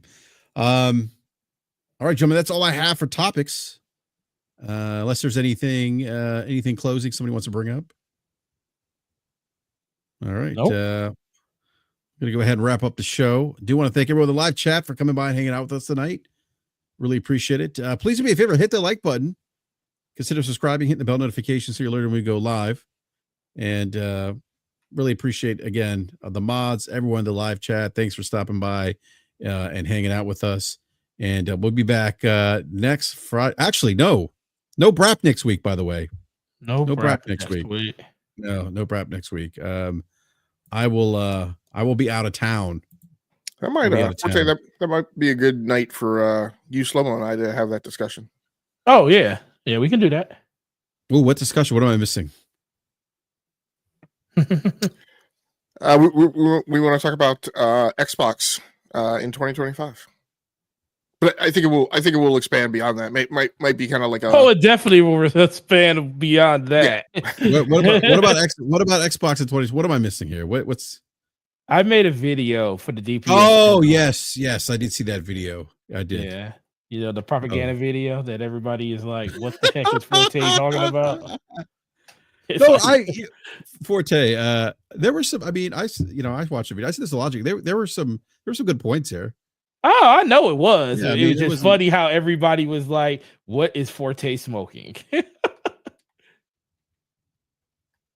Well, that's what I thought when I read the title, right? Then when you watch the video, like I said, there's some pertinent points in there that I think it's worthwhile having a good discussion about. Mm-hmm. I agree. Thank you. Oh man, we should have. I wish Slomo was here. We could have had that conversation. But anyhow, yeah. So no BRAP next week. I will probably do a BRAP, maybe like a BRAP rant sometime, middle of the week, maybe like Wednesday or something. But I don't know. We'll see. Depends on. Next week's gonna be a little crazy, so we'll see. Yeah, so just programming note again, no BRAP next Friday, maybe a BRAP maybe Wednesday of next week. Not entirely sure just yet. But anyhow, just follow the channel, and I do put up community alerts, things like that when we go live or when programs are coming up, shows. But Forte, good sir. Yes. Thank you for hey, you know what, Forte? We love having you on Fridays, man. I really appreciate you coming through. It. Yeah, definitely. Yeah. It's always good to be here with you guys. Yeah. So we don't miss Slobo. I want you to tell him that. I'm gonna tell him. He probably heard it while he's playing Call of Duty in the background right now. Yeah. Slomo, we don't miss you. Stay at home. Yeah, we don't miss you, Slow. Yeah. I miss you, Forte. No, you don't. Don't lie to that man. I do. I miss Slow-Mo. Slow-Mo's like, that's my homie. Yeah. All right. What would I do without him? You'd be okay without him. Forte, let me know where they can find you, sir. DPS podcast Thursday nights 9 p.m. with the homie Slow-Mo. Check me out on my YouTube channel, Gaming Forte. Follow me on Twitter at Gaming Forte and Gaming Forte on Blue Skies. And guys, enjoy the weekend. Enjoy your games you're playing, and have a good weekend. No doubt. And Game Logic, let me know where they can find you. Every Sunday night on the Enough to Keep Going Weekly Games podcast on the E2KG Network podcasting channel on YouTube. My personal content on the Rounding Off Infinity gaming channel on YouTube, or the website Rounding Off Infinity, where I post blog posts on my blog 10 Keyless, and often frequent co-host on the Damage Per Second cast Thursday nights at 9 p.m. Eastern time. Yes. All those times are Eastern. Yes. Not Greenwich. Where's the Eastern. where's the invite? Forte, where's the invite, by the way, man? All you gotta do is say you want. Do you have a standing invite? I get Everybody no on invite, BRAP man. has a standing invite. You're the only one. You come into the chat and say something and don't say, "Hey, let me get in," and we just let you in. And if Erodimus isn't there for him to argue with, then he doesn't stay. Oh, Oh, that's not true. Erodimus That is is there not- all the. that's Erodimus not lives in true. our chat though. Yeah, that is not true. You have a reason to come if that's the case. Erodimus is always there. Nah, that is not. That's not what logic. Anyhow, yeah, no, I got it. But Crossfire moved to Thursdays now. Yeah, I know they're right So, before us. Yeah, so yeah. But I I have to come through sometime, man. It's been a while. It's been too long. after you're done messing around with Mooch and your lungs are, warmed up from all that talking you're gonna do, you could just come shoot through DPS for a second and you ain't gotta stay the whole time. We got a couch warm for you. Yeah, then I can hate slow-mo a little bit. That's always fun, by the way. Oh man. It's like, you stir the pot with slow-mo, he gets all like, He does get he gets all frazzled. He's like, he does get you definitely can influence him in a direction that you want to by just poking at the bear because he takes the bait every time. He takes the bait every time. He every takes it. time. And then he says, "Oh, I knew what you were doing for." Well, no, that's what I'm saying. He'll tell you. He'll be like, I knew what y'all doing. I'm just not gonna allow y'all to do that to me. I was like, no, you just can't help yourself. Yeah, he does fall for the bait a lot. Mm-hmm. Yeah, It's all good. That's Big my shout homie. out. Yeah, big shout out to Slow-Mo, by the way. We miss him. We miss Slow-Mo. Yeah. Come on back, Slow-Mo. Come on back. Yeah. Yeah. Come Big on shout back. out to B Money too. Eric Mr. Jackson. B. Yeah. We got to get EJ back on too. I talked to him a couple weeks ago. Yeah. Yeah. It's funny. I was supposed to. I got to message him, but we're supposed to have Italian Clowns on next Friday. No, okay. I need to message him. I need to message him and tell him no. We got to do it the following week. So I just completely forgot that I'm not going to be around this next Friday. So. Oh yeah. Speaking about this weekend, yeah. Also check me out on Iron Lords. I'm back on there for the next 3 weeks. For shout out to Solve. Are you're filling it for Solve, right?